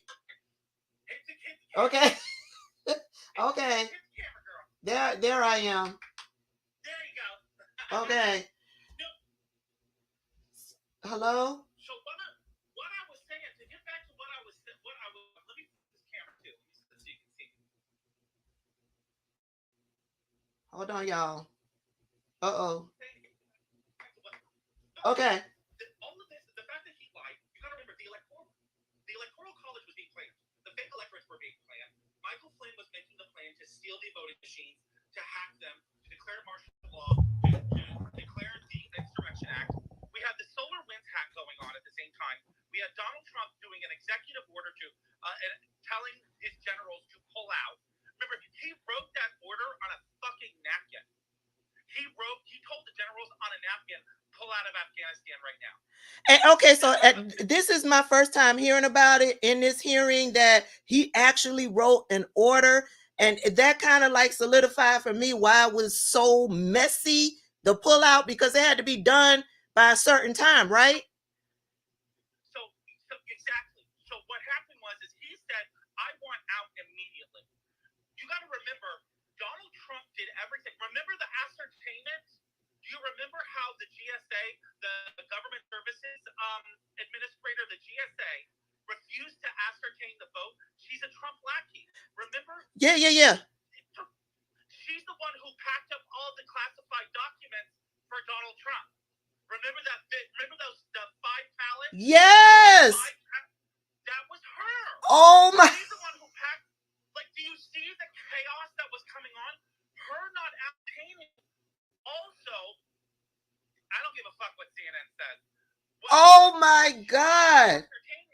Also caused a delay in the vaccine. Yes. So all of that's going on. Donald Trump says he wants it pulled out. He wrote it on a fucking napkin. His generals were like, no, you make an absolute order. Okay. And then the general said, if he actually wants me to do that, I'm going to tear that up and I'm going to shove it up your. He literally said that to Donald Trump. He said, I will tear that up and I will shove it up your. He did. So, and so that's when they made the timeline that Biden stuck to. Right. Donald Trump didn't. It was Donald Trump who made the decision to pull out of Afghanistan. It was Donald Trump who made the decision not to protect the interpreters. You want to know why? Because Russia was working with the Taliban, who they're now buddies, and the Taliban wanted the interpreters to die. Oh my. You understand everything. Oh my. This is what's been going on. Oh my. All of this is going on while a pandemic is happening and people are dying. So at this point, Donald Trump wasn't negligent. He was willfully homicidal to the American people because we were dying of a deadly virus. Now do you see where my rage comes from? Now do you see when I say I love this for them? I fucking mean it. I mean it. Oh my God. This man. Oh my God. This man.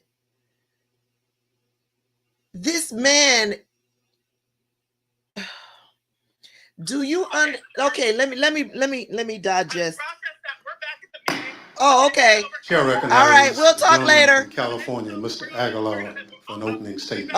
Okay. Thank you, Mr. Chairman. In the morning of January 6th, President Trump y'all, we back. knew that the crowd was angry, knew that they were armed and dangerous, and he Hey, knew yo, that they Teddy. were going to the Capitol.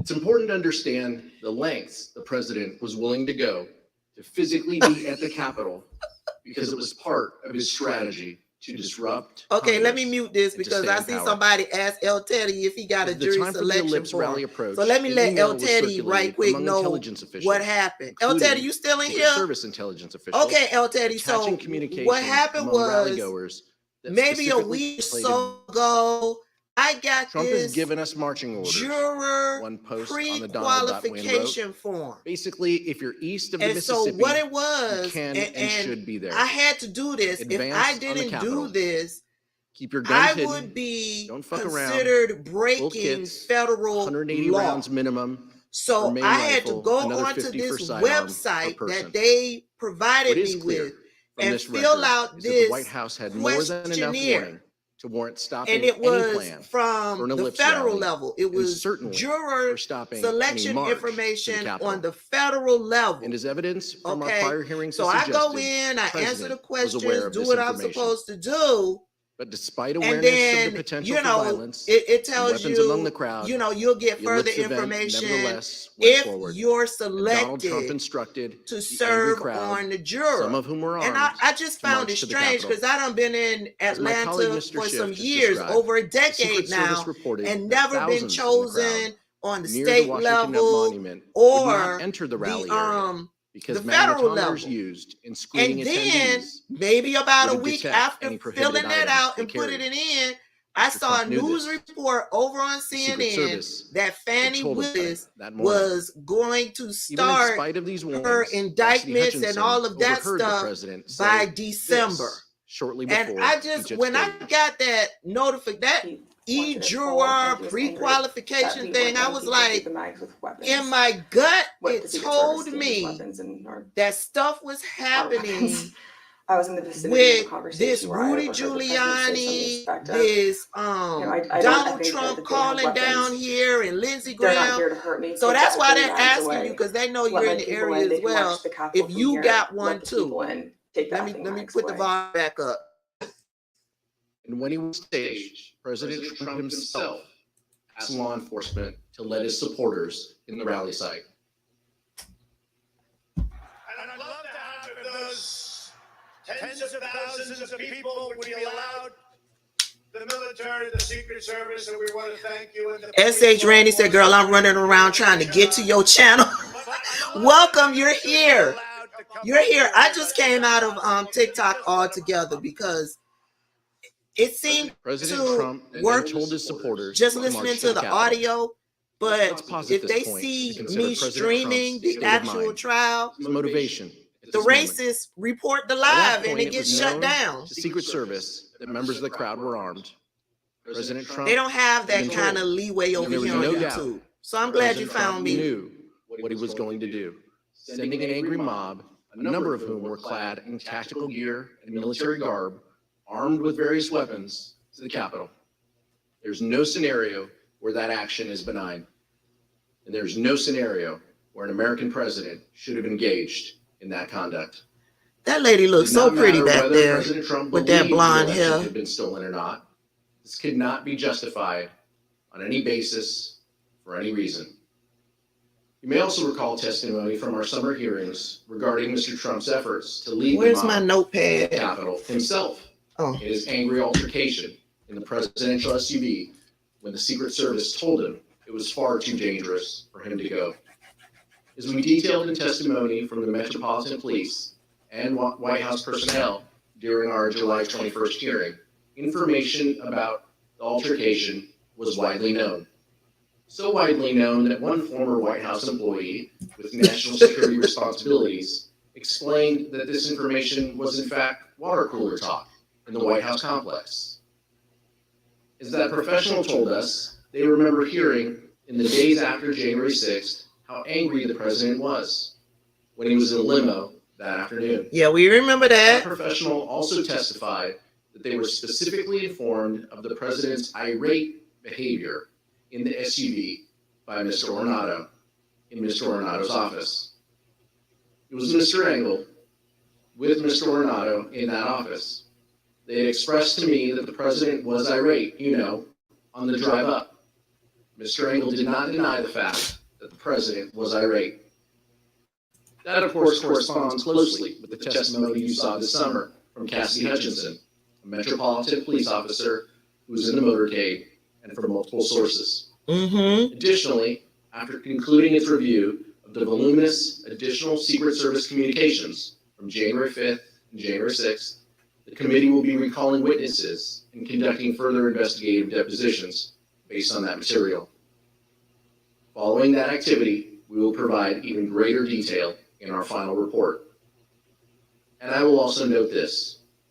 The committee is reviewing testimony regarding potential obstruction on this issue, including testimony about advice given not to tell the committee about this specific topic.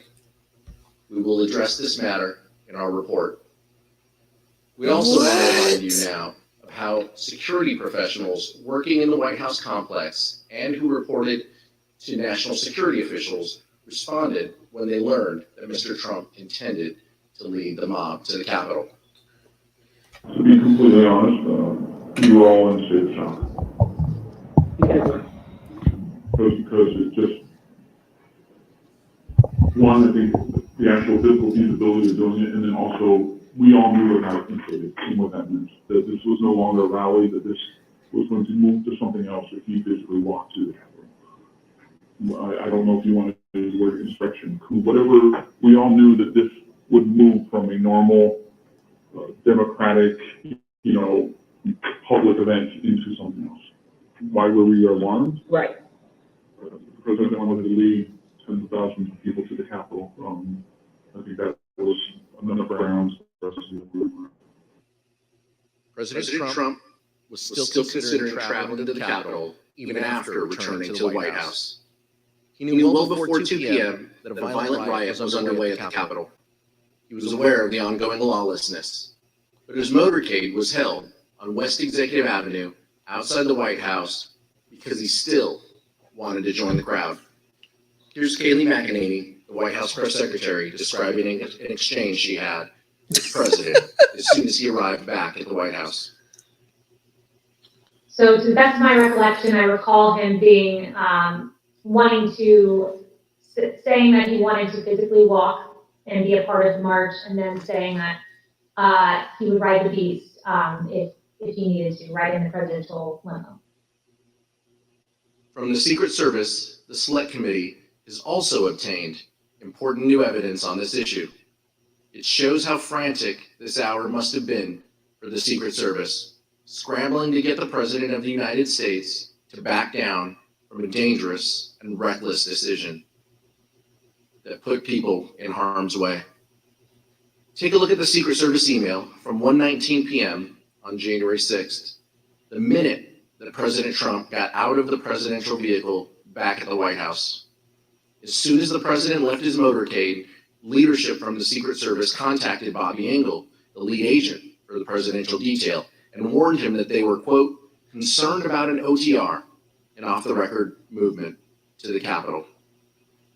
The people sworn to protect the safety of the President of the United States and who routinely put themselves in harm's way were Gen X, I was one bad idea. that was complaining. Secret Service documents also reveal how agents were poised to take President Trump to the Capitol later that afternoon. Agents were instructed to don their protective gear and prepare for a movement. A few minutes later, they were told the president would leave for the Capitol in 2 hours. It wasn't until 1:55 p.m. that the president's lead Secret Service agent told them to stand down. We are not doing an OTR to the Capitol. By then, rioters had breached the Capitol and were violently attacking the efforts of the brave men and women in law enforcement trying to resist the mob. President Trump may not have gone to the Capitol on January 6th, but what he did from the White House cannot be justified. While congressional leaders, both Democrats and Republicans, worked with Vice President Pence to try and address the violence, President Trump refused urgent pleas for help from nearly everyone around him. And what he did do only made the situation worse. Mr. Chairman, I yield back. The gentleman yields back. The chair recognizes the gentleman from Maryland, Mr. Raskin, for an opening statement. Thank you, Mr. Chairman. The president was still exhorting his supporters at the Ellipse to go fight like hell at 12:50, around the time that the first wave of rioters first breached barricades defending the Capitol. Secret Service documents we recently received give a timeline of precisely what the White House knew and when. At 1:19, the President's Emergency Operations Center sent an email to Secret Service, national security, and military advisors to the President and Vice President, informing them that, quote, hundreds of Trump supporters stormed through metal barricades at the back of the Capitol building about 1 p.m. Wednesday, running past security guards and breaking fences. When the President returned to the White House around 1:20, he entered the Oval Office and was told right then about the onset of violence at the Capitol. From that point until approximately 4 p.m., over the next 2 hours and 40 minutes, the President stayed in the White House dining room, attached to the Oval Office, and watched this unprecedented assault take place at the Capitol. We have testimony from several members of the President's White House staff establishing that President Trump refused entreaties from his closest advisors and family members to tell his supporters to stand down and leave the Capitol. Here's the testimony of President Trump's White House counsel, Pat Cipollone. I can't talk about conversations with the president, but I can generically say that I said, people need to be told, there needs to be a public announcement fast that they need to leave the Capitol. And Pat, could you let us know approximately when you said that? Approximately when? Almost immediately after I found out people were getting into the Capitol or approaching the Capitol in a way that was violent. You on the staff did not want people to leave the Capitol. On the staff? In the White House. I can't think of anybody, on that day who didn't want people to get out of the Capitol particularly once the violence started. No. I mean,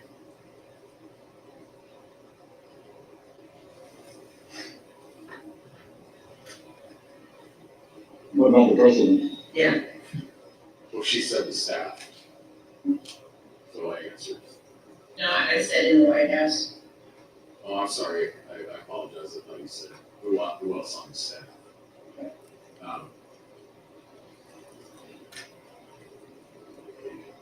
I'm reading about this solar wind hack, y'all. This was a mess. I can't reveal communications, but obviously I think, Oh my God. I gotta read that.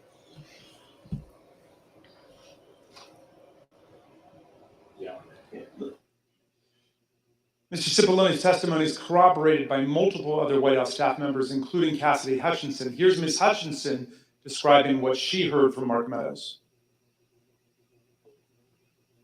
He had said something to the effect of, you heard him, Pat. He doesn't want to do anything more. He doesn't think they're doing anything wrong. A former White House employee with national security duties similarly recalled an exchange between Mr. Cipollone and Eric Hirschman about President Trump's inaction against the mob assault underway at the Capitol. Mr. Hirschman said something to Mr. Cipollone. He seemed to relay that, the president didn't want anything done. Throughout this period, some of the president's most important political allies, family members, and senior staff all begged him to tell his supporters to disperse and go home. They included Sean Hannity, Laura Ingraham, and other allies at Fox News, his son, Donald Trump Jr., the House Minority Leader, Kevin McCarthy, others in Congress and officials in the cabinet and executive branch. All of them made appeals to Donald Trump, which he rejected and he ignored. The select committee interviewed several people who were in the dining room with Donald Trump that afternoon, and every single one of these witnesses told us that he was watching the violent battles rage on television. He did not call his Secretary of Defense or the National Guard, the Chief of the Capitol Police, or the Chief of the Metropolitan Police Department. And to your knowledge, was the president in that private dining room the whole time that the attack on the Capitol was going on? Or did he ever go to, again, to your knowledge, to the Oval Office, to the White House Situation Room, or anywhere else? That's my recollection, he was always in the dining room. Yeah, what is this? Mr. Meadows was president? And all, during that encounter, you were, what do you? I think they were watching the TV. You know whether he was watching TV in the dining room when you talked to him on January 6th? It's my understanding he was watching television. When you were in the dining room, in these discussions, was the violence in the Capitol visible on screen? Yes. The president watched the bloody attack unfold on Fox News from his dining room. Members of Congress and other government officials stepped into the gigantic leadership void created by the president's chilling and steady passivity that day. What you're about to see is previously unseen footage of congressional leaders, both Republicans and Democrats, as they were taken to a secure location during the riot. You'll see how everyone involved was working actively to stop the violence, to get federal law enforcement deployed to the scene, to put down the violence and secure the Capitol complex. Not just Democrats like Speaker Nancy Pelosi and House Majority Leader Steny Hoyer, but Republicans like Vice President Pence, Senate Majority Leader Mitch McConnell, Majority Whip John Thune, and countless other appointees across the administration. All of them did what President Trump was not doing, what he simply refused to do. Take a listen.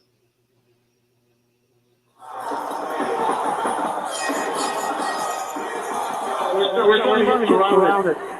They're taking the northwest scaffolding.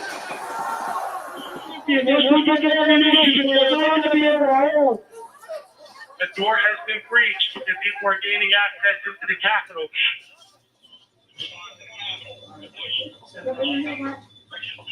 We have got to get to finish the proceedings, or else it will have to come to Senator Schumer is at a secure location, and they're locked down in the Senate. There has to be some way we can maintain the sense that people have. Is that Clyburn? Some Yeah. security or some confidence that government can function and that we can elect the president of the United States. Did we go back into session? We did go back into session, but now apparently everybody on the floor is putting on tear gas masks to prepare for a breach. I'm trying to get more information. They're putting on their tear gas masks. We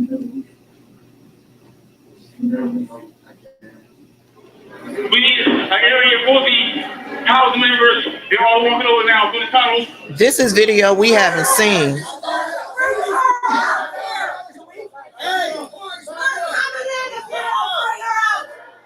I'm going to call up the effing Secretary of DOD. We have some senators who are still in their hideaways. They need massive personnel now. Can you get the Maryland National Guard to come too? I have something to say, Mr. Secretary. Everybody trying to get the National Guard, but Donald Trump. What other outreach she has to other police departments. Because the goal was to kill Nancy Pelosi and Mike Pence.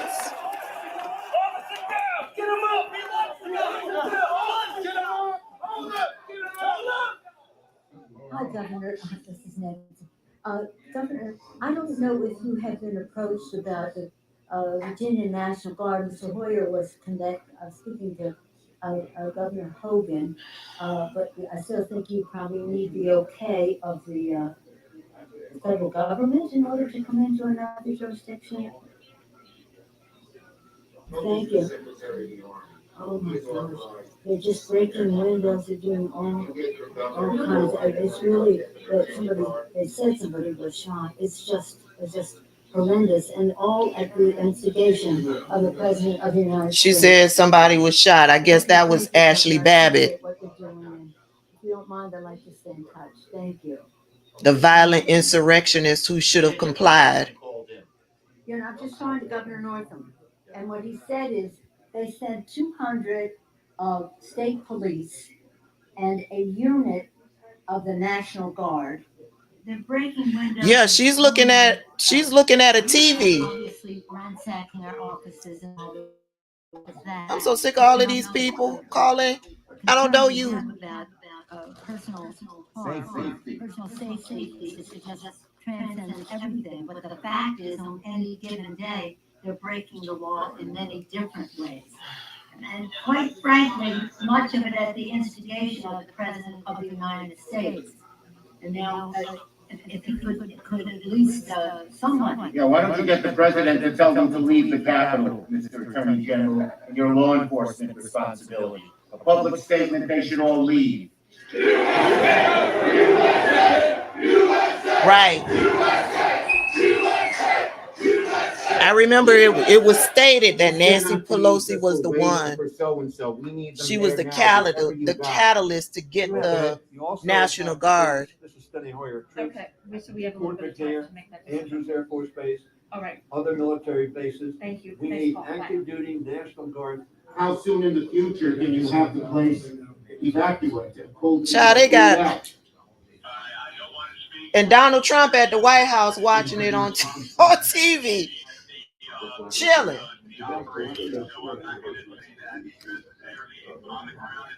Or just pretend for a moment that was the Pentagon. Yeah, in that moment, Nancy was the president. That was under siege. And let me say, hell, the vice president wasn't even doing all of this. We saw him chilling in a room.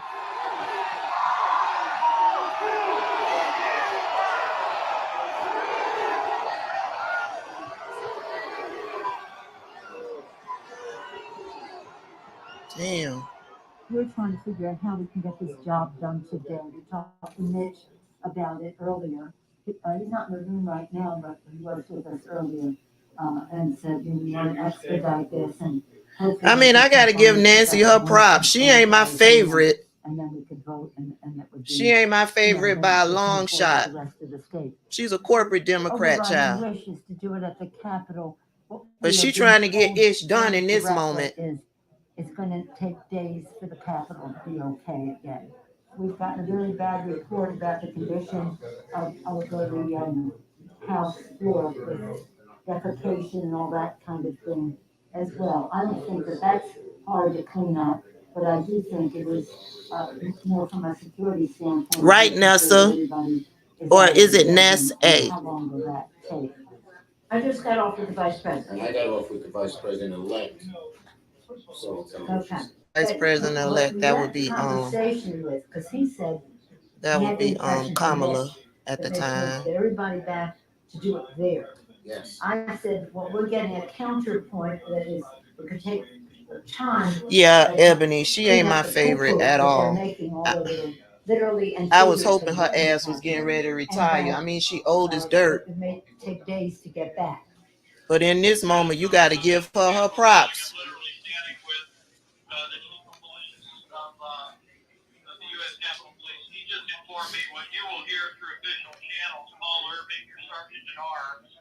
Will inform you that their best information is that they believe that the House and the Senate will be able to reconvene in roughly an hour. Good news. All right, she got it done. And what Donald Nessa? Okay, Donald Trump chilling at the house with a Big Mac. All right, she got all her people out. Good job, Nancy. In this video, you just saw Senator Chuck Schumer urging Acting Attorney General Jeff Rosen to get President Trump to call off the rioters. Of course, Acting AG Rosen did take action to defend the government, as did many other officials, but congressional leadership recognized on a bipartisan basis that President Trump was the only person who could get the mob to end its violent siege of the Congress, leave the Capitol, and go home. Here's Senator McConnell speaking after January 6th about how President Trump abandoned his duties and failed to do his job. It was obvious that only President Trump could end this. He was the only one who could. Former aides publicly begged him to do so. Loyal allies frantically called the administration. The president did not act swiftly. I know that's right, He did Brittany. not do his job. He didn't take steps so federal law could be faithfully executed and order restored. No. In the midst of this violent chaos, Kevin McCarthy implored Donald Trump to tell his supporters in the mob to leave the Capitol. And when that didn't work, McCarthy called Trump's adult children to try to get them to intercede. Child, they still knocking me out over here. Insurrectionary violence. In our prior hearings, we showed you a description of what McCarthy told Republican Congresswoman Jamie Herrera Butler about his conversation with Trump during the violence. Another witness, Mick Mulvaney, President Trump's former chief of staff, has also come forward and corroborated her shocking account. You know, I asked Kevin McCarthy, who's the Republican leader, about this, and he said he called Donald Trump. He finally got through to Donald Trump, and he said, "You have got to get on TV. You've got to get on Twitter. You've got to call these people off." You know what the president said to him? This is as it's happening. He said, "Well, Kevin, these aren't my people. You know, these are Antifa." And Kevin responded and said, "No, they're your people. They literally just came through my office windows, and my staff were running for cover. I mean, they're running for their lives. You need to call them off." And the president's response to Kevin, to me, was chilling. He said, "Well, Kevin, I guess they're just more upset about the election, theft than you are." And that's, you've seen widespread reports of Kevin McCarthy and the president having basically a swearing conversation. That's what the swearing meant, because the president was basically saying, "Nah, I'm okay with this." I had a conversation at some point in the day or week after the riot with Kevin McCarthy. Yeah, it was very similar to what Jamie had. The conversation she had retold about how he called and asked the president to get him to stop. The president told him something along the lines of, "Kevin, maybe these people are just more angry about us than you are, maybe more upset." I had the conversation similar to that with Kevin in the days and week after. Who is this? And we know how Kevin McCarthy described President Trump's conduct, both in public and in private. You feeling emotional? The president bears responsibility for Wednesday's attack on Congress by mob It's sad. It's sad how this man. The mob when he saw what was unfolding. These facts require. It's sad how this man, President Trump, in a desperate attempt to stay in power, and ensure President-elect Biden made is able to moves successfully begin his term. But let me be very clear to all to of you, sabotage been very clear the to incoming president. That's He what bears that responsibility for Afghanistan his thing words was and all actions. about. No ifs, ands, or buts. And in trying asked to him personally sabotage today, the incoming he holds president, he responsibility for what put happened. lives Does he feel at bad risk. about what happened? It's He told me sad he does have some responsibility for what knowing that this happened. man, And he who is needs to supposed acknowledge to that. protect American lives, 2:24 p.m., knowing the deadly was riot willing was to now bearing serve down us on all his own up vice president. so he can stay President in power. Trump composed and sent a tweet attacking Vice President Pence, It's accusing sad. him of cowardice for not unilaterally rejecting electoral college votes for Joe Biden and simply handing Trump the presidency. He had so The many impact of that people tweet willing to was help foreseeable him and predictable. to serve It further up inflamed the mob, which was chanting "Hang like Pence," lives and so provoked that them they to can even stay greater in power, violence. and they are This deliberate still decision willing to further enrage the mob against to Vice serve President up Pence the cannot lives be of the American justified people by so anything that they that can President Trump might have thought about the maintain election. The some tweet came precisely sort of at the power. time Pence's Secret Service sad. detail was most seriously concerned for the vice president's physical And safety. even with all that We've we're obtained new learning, documents from the I Secret believe Service, there's real-time 1,000 chats that more underscore the things threat that we they don't knew know about. the vice president would be facing because of the president's escalating incitement of the mob. I didn't vote for his ass. After Trump's I knew tweet, he was one fucked agent up. in the Secret Service's intelligence division Hillary immediately told us warned, he was fucked up. POTUS just tweeted about Pence, probably not going to be good for Pence. Another agent reported the dramatic impact of Trump's anti-Pence tweet on his followers. POTUS said he lacked courage. Over 24,000 likes in under 2 minutes. Employees at Twitter were nervously monitoring the situation. They knew that certain Twitter users were rioting at the Capitol and tweeting about it at the same time. As the afternoon progressed, the company detected a surge in violent hashtags on the platform, including lines of lethal incitement like execute Mike Pence. Listen to this former Twitter employee, Anika Navaroli, who first came to the committee anonymously, but has now bravely agreed to be named because she wants to speak out about the magnitude. Thank you, Lord Obito. And you were also seeing content on the platform at that time that was. Let's see how long before they kick me off of TikTok again. Yes.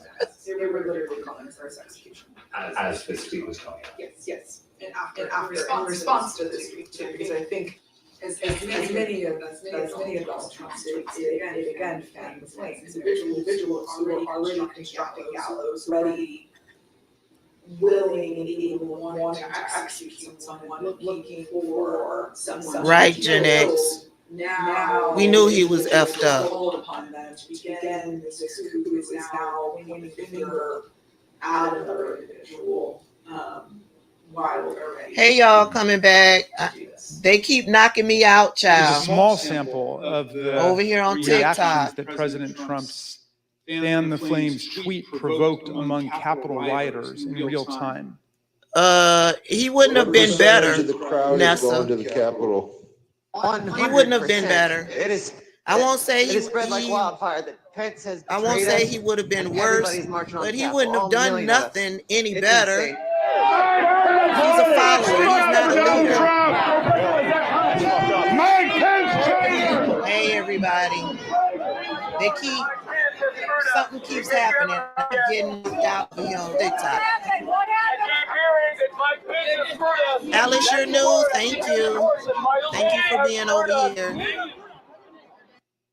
Between 2:30 and 2:35, within 10 minutes of President Trump's tweet, thank you, everybody. Thousands of rioters overran the line that the Metropolitan Police Force's Civil Disturbance Unit was holding on the west side of the Capitol. This was the first time in the history of the Metropolitan Police Department that a security line like that had ever been broken. President Trump's conduct that day was so shameful and so outrageous that it numerous of the White House staff and other appointees to resign. In prior hearings, you've heard Deputy National Security Advisor Matt Pottinger and Deputy White House Press Secretary. I agree, Deborah. Even the ones they felt compelled to resign. I would say aided and abetted. We've spoken to more high-ranking officials, like President Trump's envoy to Northern Ireland and former Chief of Staff Mick Mulvaney, and Transportation Secretary Elaine Chao, who resigned against protests Trump's misconduct to distance himself from his role in the violence.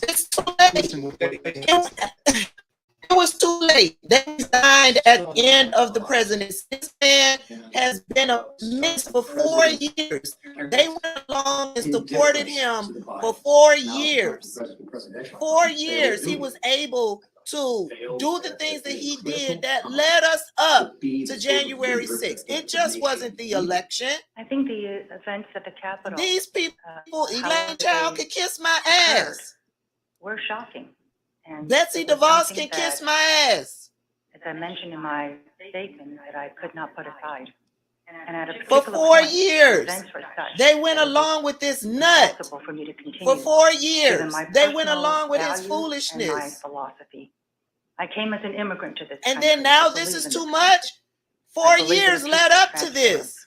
Power, I believe in democracy. They can kiss my ass. And so, it was a decision that I made on my own. When security assistants began to A arrive at the decision she Capitol made and on the her tide own. turned Fuck against the you, insurrection, Elaine President Childs, Trump finally and your gave his turtle-looking painfully belated husband too. instruction at 4:17 p.m.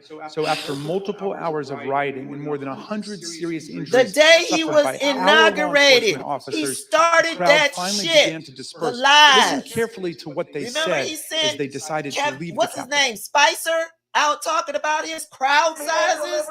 We all can see there was nobody there. It started the night of. Then it was the Muslim ban. And then it was just one thing after the next. And they were all silent. They were all there for the ride as he tore this country out from the inside out. And now, at the end of the Finally, at presidency, 6:01, because President it all Trump tweeted again, culminated not to in them condemn the mass attacking the violence in any Capitol. way, but rather to Now that's excuse too and fucking glorify it. much. Significantly, he made it clear that he you. considered the violence perfectly foreseeable and predictable. Check it out. I'm all right. These are the things and events that happen when a sacred landslide election victory is so I'm all right. unceremoniously, viciously stripped away from My great son's like, what the patriots hell's going who have on? been What's wrong badly with and my unfairly mama? treated for so long. These are the things that happen, he said, giving the whole game away. Trump was telling us that the vice president, Right, Diamond all Pearl. the injured and wounded 4 cops, some of years. whom are with us today, got 4 what was years. coming They to us. said nothing. According to Trump, January 6th should not 4 be a day years that they lives in said shame nothing. and infamy in our history, but rather in glory. Remember this day forever, he wrote proudly, as if he were talking about D-Day, or the Battle of Yorktown. Trump did nothing to stop the deadly violence for obvious reasons. He thought it was all justified, he incited it, and he supported it.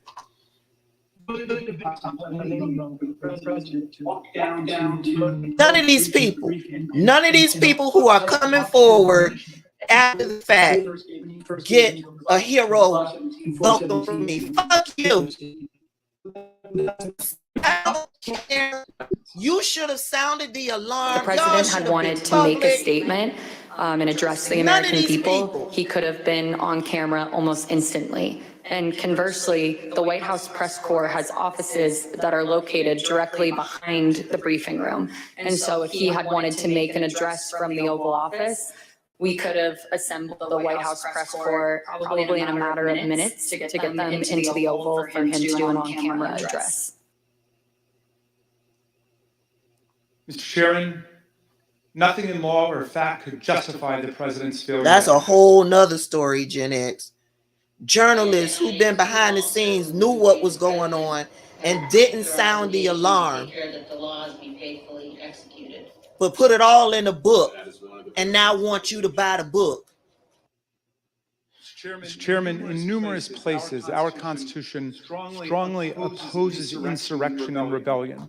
Article 1 gives Congress the power to call forth the militia to suppress insurrections. Section 3 of the 14th Amendment disqualified from holding federal and state office anyone who has sworn an oath to defend the Constitution but betrays it by engaging in insurrection or rebellion. And yet Marjorie Taylor Greene was able to walk away unharmed. Who best explained why democracy rejects insurrection. Insurrection, he said, is a war upon the first principle of popular government, the rights of the people. American democracy belongs to all the American people, not to a single man. Thank you, Mr. Chairman. I yield back. Hey, P. Man, long time no see. During this committee's first hearing in July of last year, our witnesses were 4 police officers who helped repel the riots of January 6th. Yeah, they talked about that. We asked them what they hoped to see the committee accomplish over the course of our investigation. Officer Gunnell wanted to know why the rioters were made to believe that the election process was rigged. Officer Fanone asked us to look into the actions and activities that resulted in the day's events. Officer Hodges was concerned about whether anyone in power had a role. Officer Dunn put it simply, get to the bottom of what happened. We've worked for more than a year to get those answers. We've conducted more than 1,000 interviews and depositions. We received and reviewed hundreds of thousands of pages of documents. Thanks to the tireless work of our members and investigators, we have left no doubt, none, that Donald Trump led an effort to upend American democracy that directly resulted in the violence of January 6th. He tried to take away the voice of the American people in choosing their president and replace the will of the voters with his will to remain in power.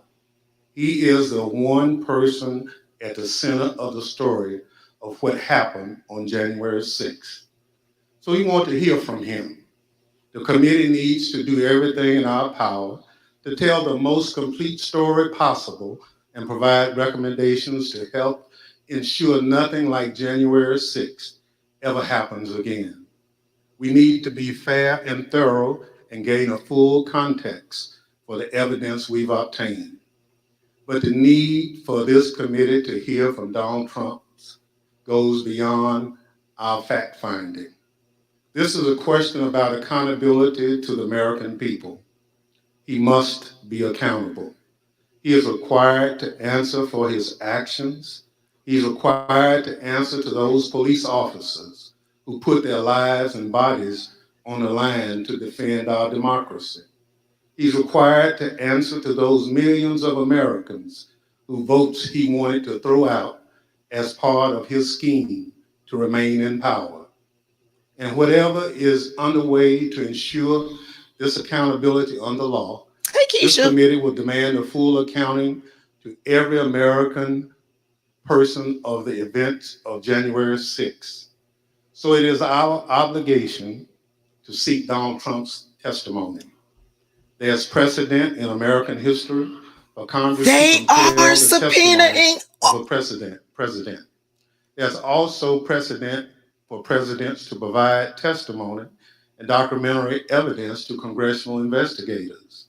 We also recognize that a subpoena to a former president is a serious and extraordinary action. That's why we want to take this step in full view of the American people, especially because the subject matter at issue is so important to the American people and the stakes are so high for our future and our democracy.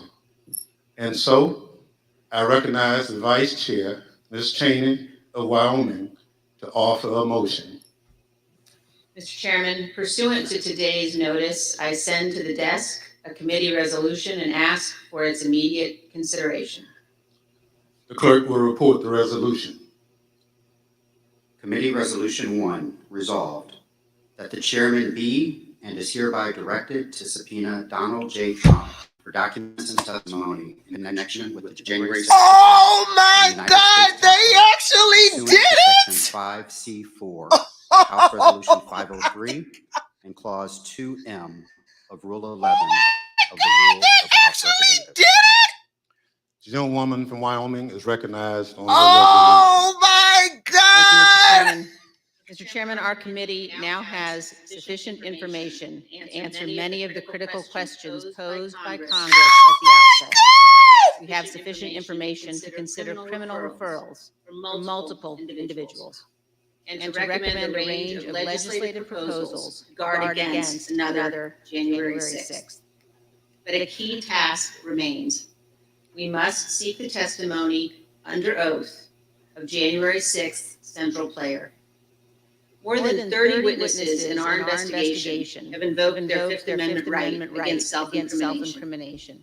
And several of those did so specifically in response to questions about their dealings with Donald Trump directly. Here are a few examples. This is Roger Stone with Oath Keepers at the Willard Hotel on the morning of January 6th. And here is Mr. Stone testifying before our committee. Did you speak to President Trump on his private cell phone on either January 5th? Once again, on advice of counsel, I will assert my Fifth Amendment right to respectfully decline to answer your question. This is General Michael Flynn walking with Oath Keepers on December 12th, 2020. And here is General Flynn's testimony before our committee. Did you, General Flynn, talk to President Trump at any point on January 6, 2021?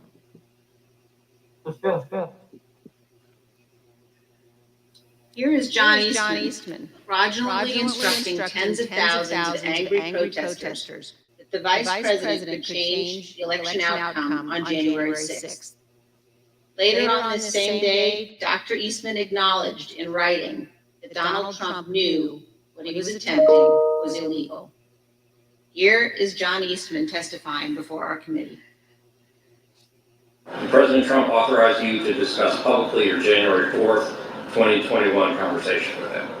Fifth. So is it your position that you can discuss in the media direct conversations you had with the President of the United States, but you will not discuss those same conversations with this committee?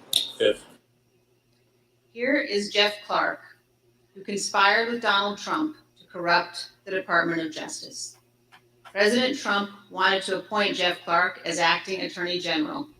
And as you can see in this call log we obtained from the National Archives, he did so. And Jess, I saw you come in. I don't know if you're still here, but I saw you, girl. Mr. Clark, when did you I'm just directly with President Trump? Fifth. Mr. Clark, did you discuss with President Trump allegations of fraud in the 2020 election? Fifth.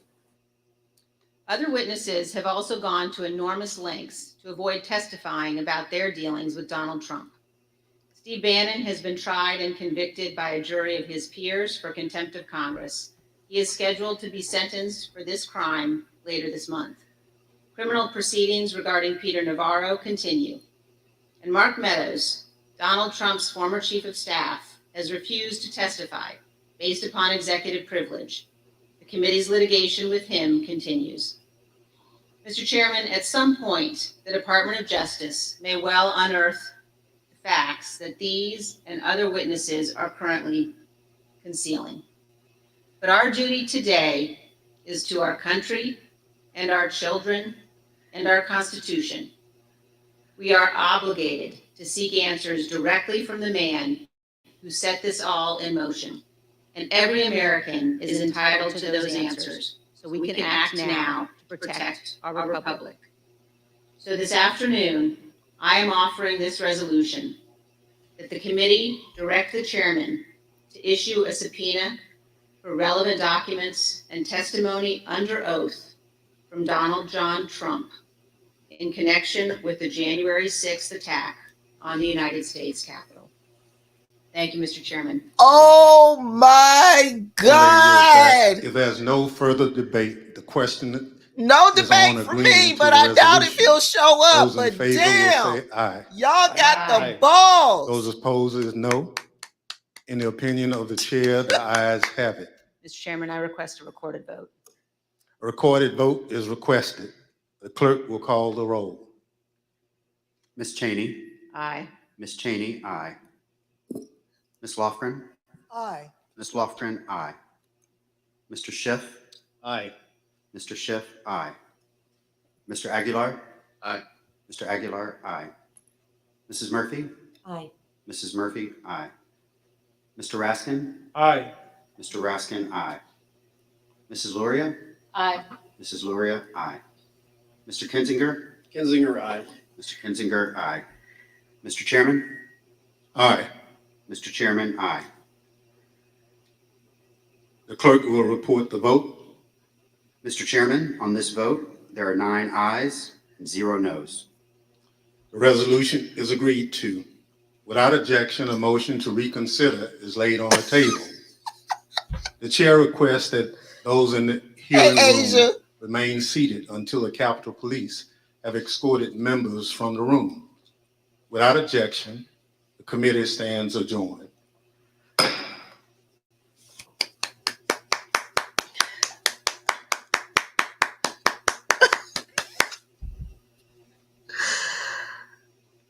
Oh my God. Now, do you think he's going to show up? No, he's not. I don't think he's going to show up. And if he does show up, he will plead the fifth. But damn, somebody said Kinzinger, I think it was Diamond Pearl. Kinzinger and Liz Cheney was going out with a bang, and baby, did they.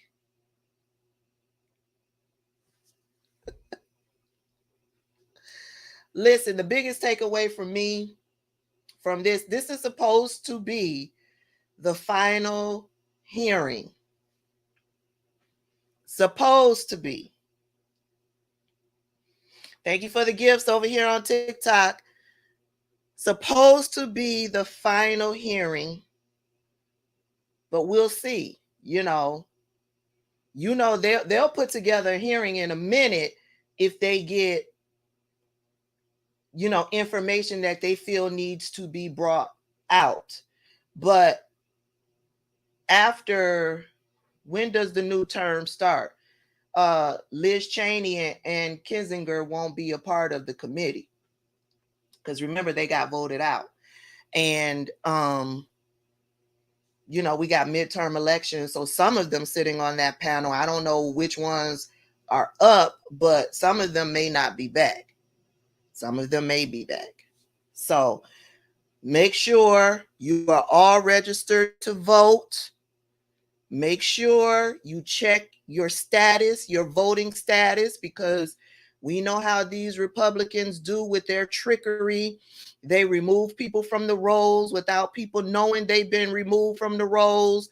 And then on voting day, they go up to try to vote and find that they are an active voter. So check your voter status. Make sure you are still active. You got plenty of time, if there's any issues, to get that fixed before voting day. Georgians, early voting starts on October 17th here. Remember, they put some laws into place. Be prepared to stand in long lines, especially if you live in a predominantly Black area like I do. Be prepared to stand in long lines. They're not going to make it easy for us to vote. Okay? They're not going to make it easy for us to vote. So take you a chair, pack you a little cooler. Remember, it's against the law now. In the past, people would pass out little water bottles to people standing in line for 10, 12, 13 hours. They would pass out snacks to people in line who they know have been standing for some hours. It's against the law, people, to do that now. So make sure you have a nice little cooler with some bottled water, some fruit, some chips, something. Have you a little park chair so you could just sit down. Make sure you charge up your electronics, take you a book to read, all of that. Okay? We got to get it done. We got to get it done. But baby, the takeaway from this hearing was I learned about that whole Afghanistan situation. That's as a result of Donald Trump's bullshit. I'm sure it was an order from Putin, because he is Putin's puppet. So I'm sure all of that was, one, to sabotage Joe Biden to come in when he came in, but two, it was an order by Putin. Can't tell me anything different. And so that's why the pullout was so sloppy. Here's muscles. Hey, I'm not talking about Bethany. Her ass blocked me. She blocked me. She blocked me. We're reviewing the cease and desist. Oh, really? Yeah, it's not gonna do shit. It's not gonna do shit. No. Do you know how many assists I sent to me? Hey.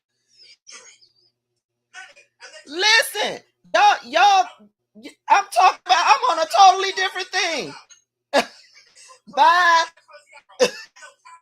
Yes.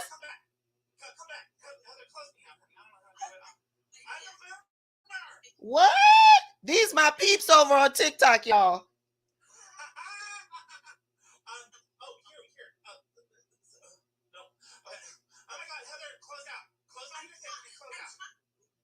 Y'all know I don't know how to do it. Let me see.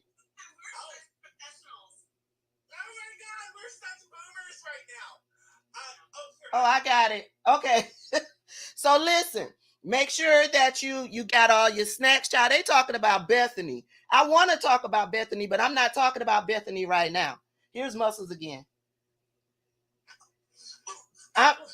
Listen, I want to talk about Bethany because her ass blocked me. But we can't talk about Bethany right now. I'm talking about what my takeaway was from the hearing, which was finding out about the whole Afghanistan thing and how he was the catalyst for that shit. And that's why it was so sloppy. It had to be done by a certain time. So it wasn't exactly. So originally, you have to understand, originally Donald Trump wanted them to pull out literally that week. When he said that he wanted them out that week, he needed them out. But the actor, like, he wanted them out literally that week. I know, right? I know. You guys. He wanted them out that week. But the general said, listen, I will tear that up and I will shove it up where the sun don't shine. He literally said that. He said, if you try and make that, so what they did to placate him, is saying we will set a definitive timeline that Biden wanted it over too. The select committee to investigate the January 6th attack on the United States Capitol will be in order. Oh, this is they replaying it. Let me come out of here. Yeah, they're replaying it. Yeah. Okay. Will Donald Trump take the fifth? Yes, but I want him to do it on national television. Right. I want his followers to hear him say it because he's the same one that said, if you're not guilty, you don't need to claim the fifth. Only the mob pleads the fifth. I remember when he said that. Now, okay, and so that's my second takeaway, that they actually did subpoena him. I don't think he's gonna show up. Do you think he's gonna show up? They will grab his ass and because also remember he's got businesses. He's got businesses in DC. He's got businesses everywhere. Right. The only place he will ever be able to go or he's a flight risk, but that also puts him in Mar-a-Lago. And he could never go to Westminster in New Jersey. He could never go to his Virginia. He could never go to any other. He could never leave his house. Why? Because if they subpoena him and he chooses not to, they could issue a warrant. Oh. And by holding him in contempt, they can issue a warrant. And Ron DeSantis obviously will cover for him, but he could never, ever go to any of his other golf courses. Ever. He couldn't go to New York Hotel. He couldn't go to Westminster. He couldn't go to his Virginia. Because the minute he steps out of Florida, they will shackle his ass and put him in jail. I love that for him. So huge. That's why it's so huge. I love that for him. We love this. Touch me for a minute, girl. Can I touch you for a minute? Let me just touch you for a minute. I gotta touch grass for a minute. Today's a good day. Oh my God. I can't believe they actually did it, because I told you somebody dropped the T over here, and then during the break you also said the same thing, but I didn't take it seriously. I didn't think they would have the balls to do it, but they did it. They did it. They did. He's having a Saudi golf tournament this weekend. Remember, there's still another one. There's still. Did you see that? It's called LV or something like Live Golf. It is Donald Trump's response and the Saudis' response to the PGA. Okay. Have you seen their trophy? Did you see their trophy? Buy their bags. Silence. You think I'm not running moderators right now? There's 1,300 people in here. Okay? Have you seen? And then don't come over here. Don't come over here. Have you seen? Look at the LIV golf tournament trophy. Look that up right now. Okay, yes, sir. If you Google that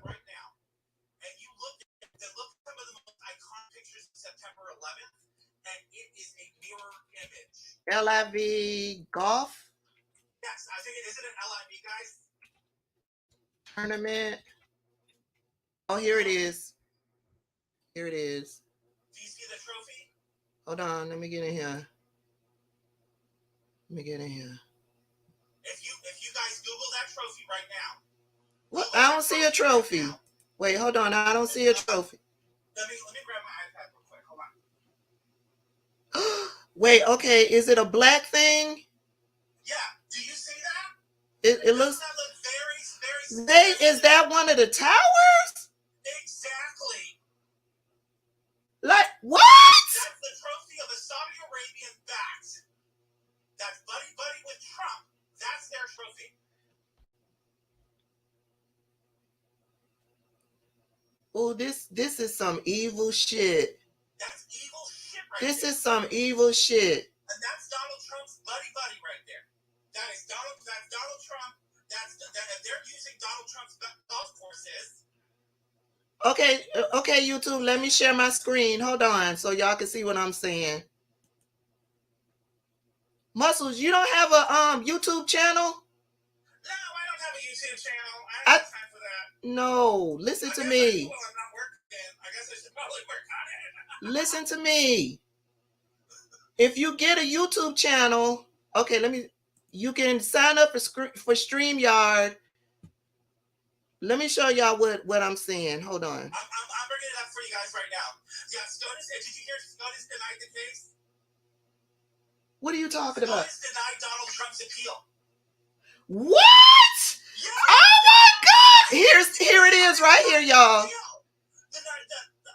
is it? They denied his appeal. So that means the 11th Circuit ruling, which took Cannon off the case and took off literally got rid of the special master. Like that was that ruling. So she's no longer on the case? She's not on the case. Somebody's looking for me on YouTube. Okay, you can find me on YouTube at Tabitha Speaks Politics. But if you click the Linktree link in my bio, all of my links are there. It'll take you directly to my channel. Hey, A-Dot. Oh my God. So Cannon is gone. Cannon is gone. Like she has nothing else to do with it. She will not have anything else to do with it. Oh my God, Sam J. What are you confused about? Baby. So you guys see this right here? Yes, that's what I'm looking at. Do you see? That's September 11th is on the left side of your screen. That is the LIV Saudi-backed golf tournament trophy. Right there. Y'all, this right here. This is the trophy. That's the trophy. And that little plaque says September 11th. You said Muscles? I don't know what it says. But that was the one on that picture that I showed you. Yeah, that's fucking sick. That is. And they knew it. Is this a tower? One of the towers? Uh-huh. Okay, so this trophy is a replica of one of the twin. It's not one of the replicas. It's not. That's literally just their trophy that they designed. That has. Oh, wait. So they designed this to look like one of the towers? They're claiming that they did it. Oh, that's bullshit. It looked just like the tower. Oh, they're claiming it has no connection. Oh, that's a lie. That's a lie. Thank you. That's a goddamn lie. That's a lie. I mean, I look at this and see one of the twin towers. What the? Okay, Sam J. Okay, so what you're hearing Muscles and Nursing, his voice from TikTok. I'm on TikTok on another device. So we're having a conversation over here, and yet still my YouTube live is still going. And so I'm sorry, tell him what? Tell him I'm sorry. And also, Miss Tabitha, I gotta get off. I gotta go take my dogs out. Okay. Okay. I know. You guys, I gotta get off. I know there's 1,200 of you in here. There's 1,200 people in live, Tabitha. Huh? There's 1,200 people over here. Well, they love you, Muscles. I mean, they love you. I I tolerate them really hard. Go take care of your babies. And I love you guys. all right. All right, we'll talk to you later. So, okay, give me a minute, TikTok peeps. Let me bring my YouTube peeps up to speed. So, Donald Trump, y'all remember a few weeks ago, Donald Trump had a golf tournament and it was with the Saudis, right? Y'all remember that, YouTube peeps? It was with the Saudis. It was a fucked up thing, right? Y'all remember that? Marjorie Taylor Greene was there. Tucker Carlson was there. Who else was there? Jared was there. All of the regular people were there, right? Okay. And so now he's getting ready to do another golf tournament with the Saudis. And this is who he's doing it with. This person right here. Let me scroll. Let me scroll back up so y'all can see. These people right here. He's getting ready to do another golf tournament with the Saudis through these people right here. Diamond says a lot of golfers have declined to participate. Yeah, they don't want their names tied to this shit. Remember, they tried in the last one with the Saudis, they tried to get Tiger Woods. They tried to pay him $1 billion, right? They tried to pay him $1 billion. Tiger Woods says, I don't want no association with any of you motherfuckers, period, right? Okay, so let me scroll back down so y'all can see this trophy. This is the trophy right here. Y'all see that? That tower looking thing, it's black. Now, when I saw it immediately, it looked like one of the Twin Towers to me, right? It looks like one of the Twin Towers. And I guess that's what a whole bunch of other people are picking up on, which is why Muscles brought it up. They say that I thought it was a replica. He says it's not a replica. They say there's no association to the Twin Towers at all. I call bullshit. Do y'all see Twin Towers when y'all looking at this? Do y'all see Twin Towers when y'all looking at that? Okay, so we ain't crazy. We ain't crazy. So Donald Trump is hosting another golf tournament with the Saudis along with these people, and whoever wins is going to get a trophy that looks like the Twin Towers that was knocked down on September 11th. If that is not a motherfucking slap in the face of the United States, this is some shit. This is some foul shit. But today is a good day. Donald Trump has been subpoenaed. Oh, somebody sent me a little love. Thank you, Moving in Silence. Thank you. Donald Trump has been subpoenaed.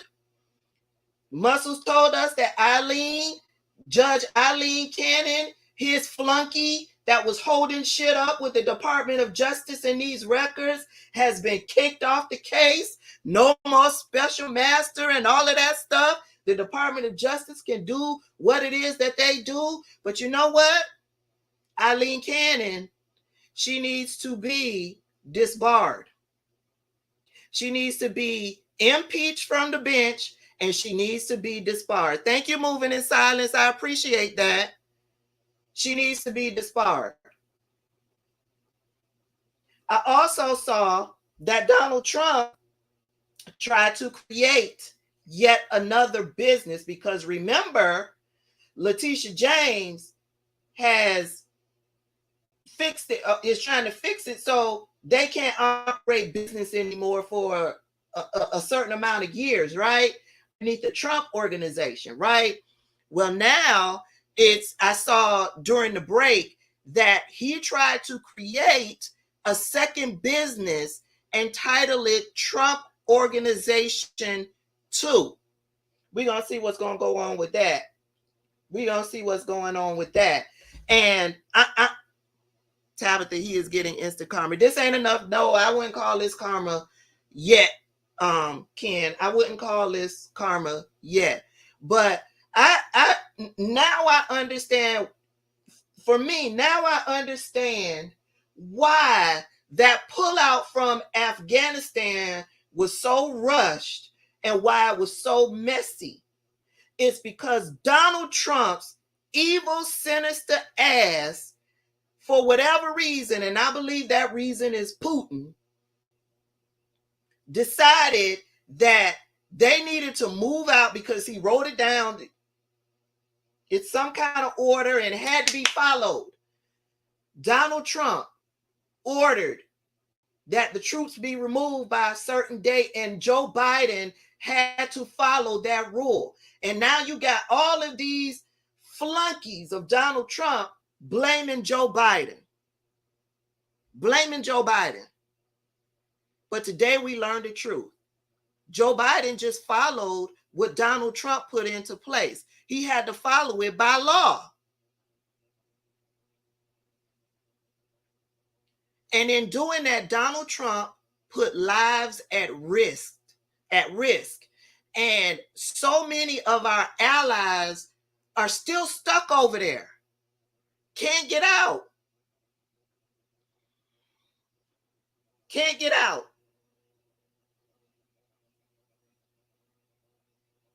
And think about Joe Biden. I don't ever, if Joe Biden did not say, listen, Donald Trump put this in motion. By law, I had to follow and do this and get this done. He never once put it out there that all of it was as a result of Donald Trump.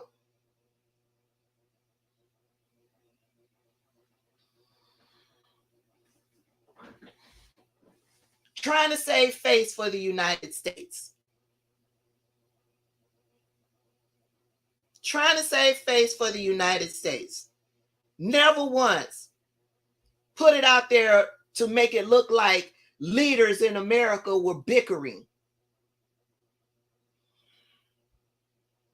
Also says, I wish Biden would have said, I would have said it. Listen, I know this is ugly, but your previous president put all of this in motion, and by law, I have to follow the law and make sure it gets done.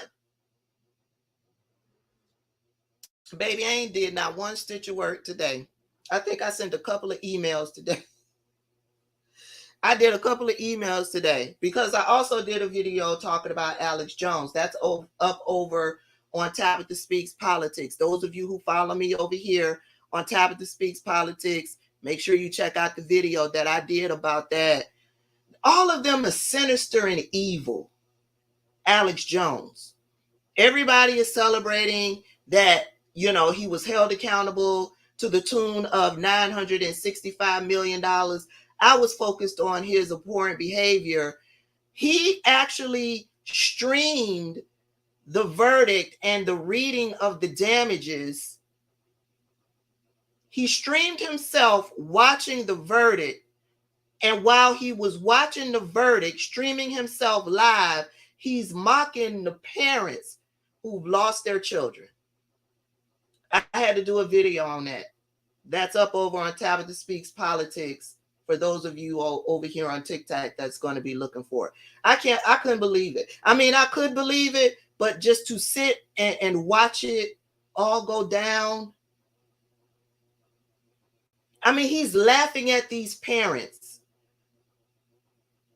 who are breaking down emotionally as they're being told what their damages are going to be. None of these people actually believe that Alex Jones is going to pay this money. None of them actually believe that. But I believe that whatever Alex Jones, whatever dollar he gets, is going to be split up amongst the families, and that's the way that they want it. They want him broke down and destitute, never to make money again. So if he gets $5, they want that $5. That's the whole purpose. They're not looking for a lump sum of $50 million. They know they're not going to get that. He's filed for bankruptcy. Well, some bankruptcies don't protect you from some judgments. Think about Tasha K. She could file for bankruptcy. It won't protect her from that judgment that she now owes Cardi B $4 million. Bankruptcy does not protect you from some judgments. You have to see the video, Ken. It's disgusting. I just was like, this man is a demon. They're all demons. All of them. It's like a pool of demons.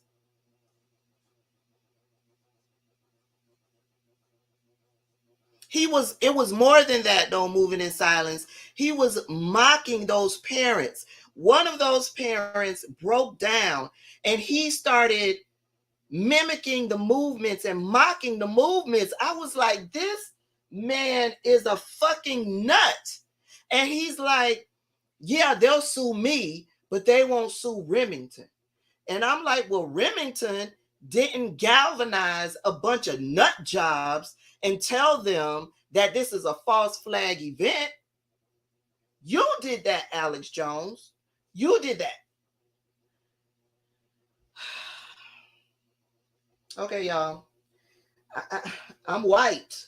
Baby, let me tell you, I think I could go out and get me a steak dinner. I'm feeling good. I'm feeling good. Today was a good day. Today was a good day. Thank you for the roses. Thank you for the gifts. Thank you for the love. Thank you guys for the cash apps. I appreciate all the love that you showed me today. I had fun with y'all. I had fun with y'all. I'm just...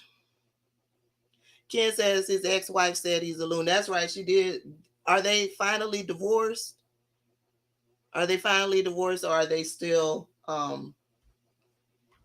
New York Times should pay more than AJ for pushing... I don't know. Exactly. I was just about to say it's time for a glass of wine. Ebony says, I want ice cream. Baby, I want something. I just, a celebratory something. A celebratory something. I'm going to figure it out. For dinner tonight, we're having chicken quesadillas. I've been craving it. So I'm going to go downstairs and make me and my son a chicken quesadilla. And you know what? I think I got some margarita wine in there. I'll salt up my rim and have me a glass of margarita wine. Baby, somebody's mentioning the documents. There is a reason why Donald Trump is so desperate to get those documents back. He's not trying to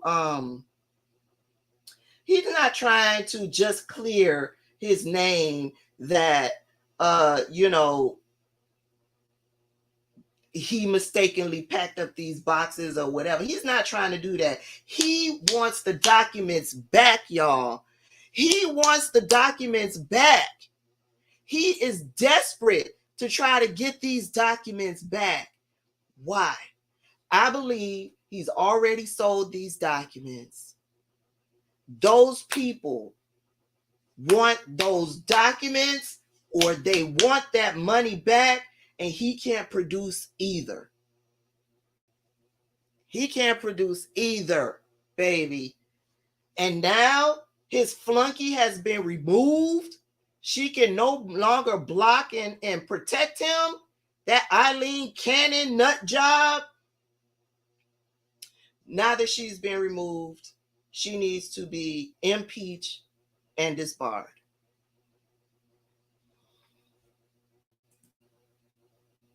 He tried to be slick and open up this new Trump organization too, but New York found out about it. So that's another issue on the horizon. It's another issue on the horizon. All right, y'all. Thank y'all for joining me. We'll see if this is the end for the January 6th hearings. This is supposed to be the final one, but we'll see. We ain't hear nothing about Jenny Thomas. We ain't hear nothing about Clarence Thomas. That's problematic for me. I ain't forgot. I ain't forgot at all. We'll see what the future holds. I love y'all, my YouTube family, my TikTok family. Thank y'all for joining me. if something pops up and it's on a day where I'm working from home, we will definitely be coming in and talking about it, watching it live. Y'all be safe out there. Remember, check your voter registration status. Do that as soon as this live ends. I'll see y'all in the next one. Bye, peeps.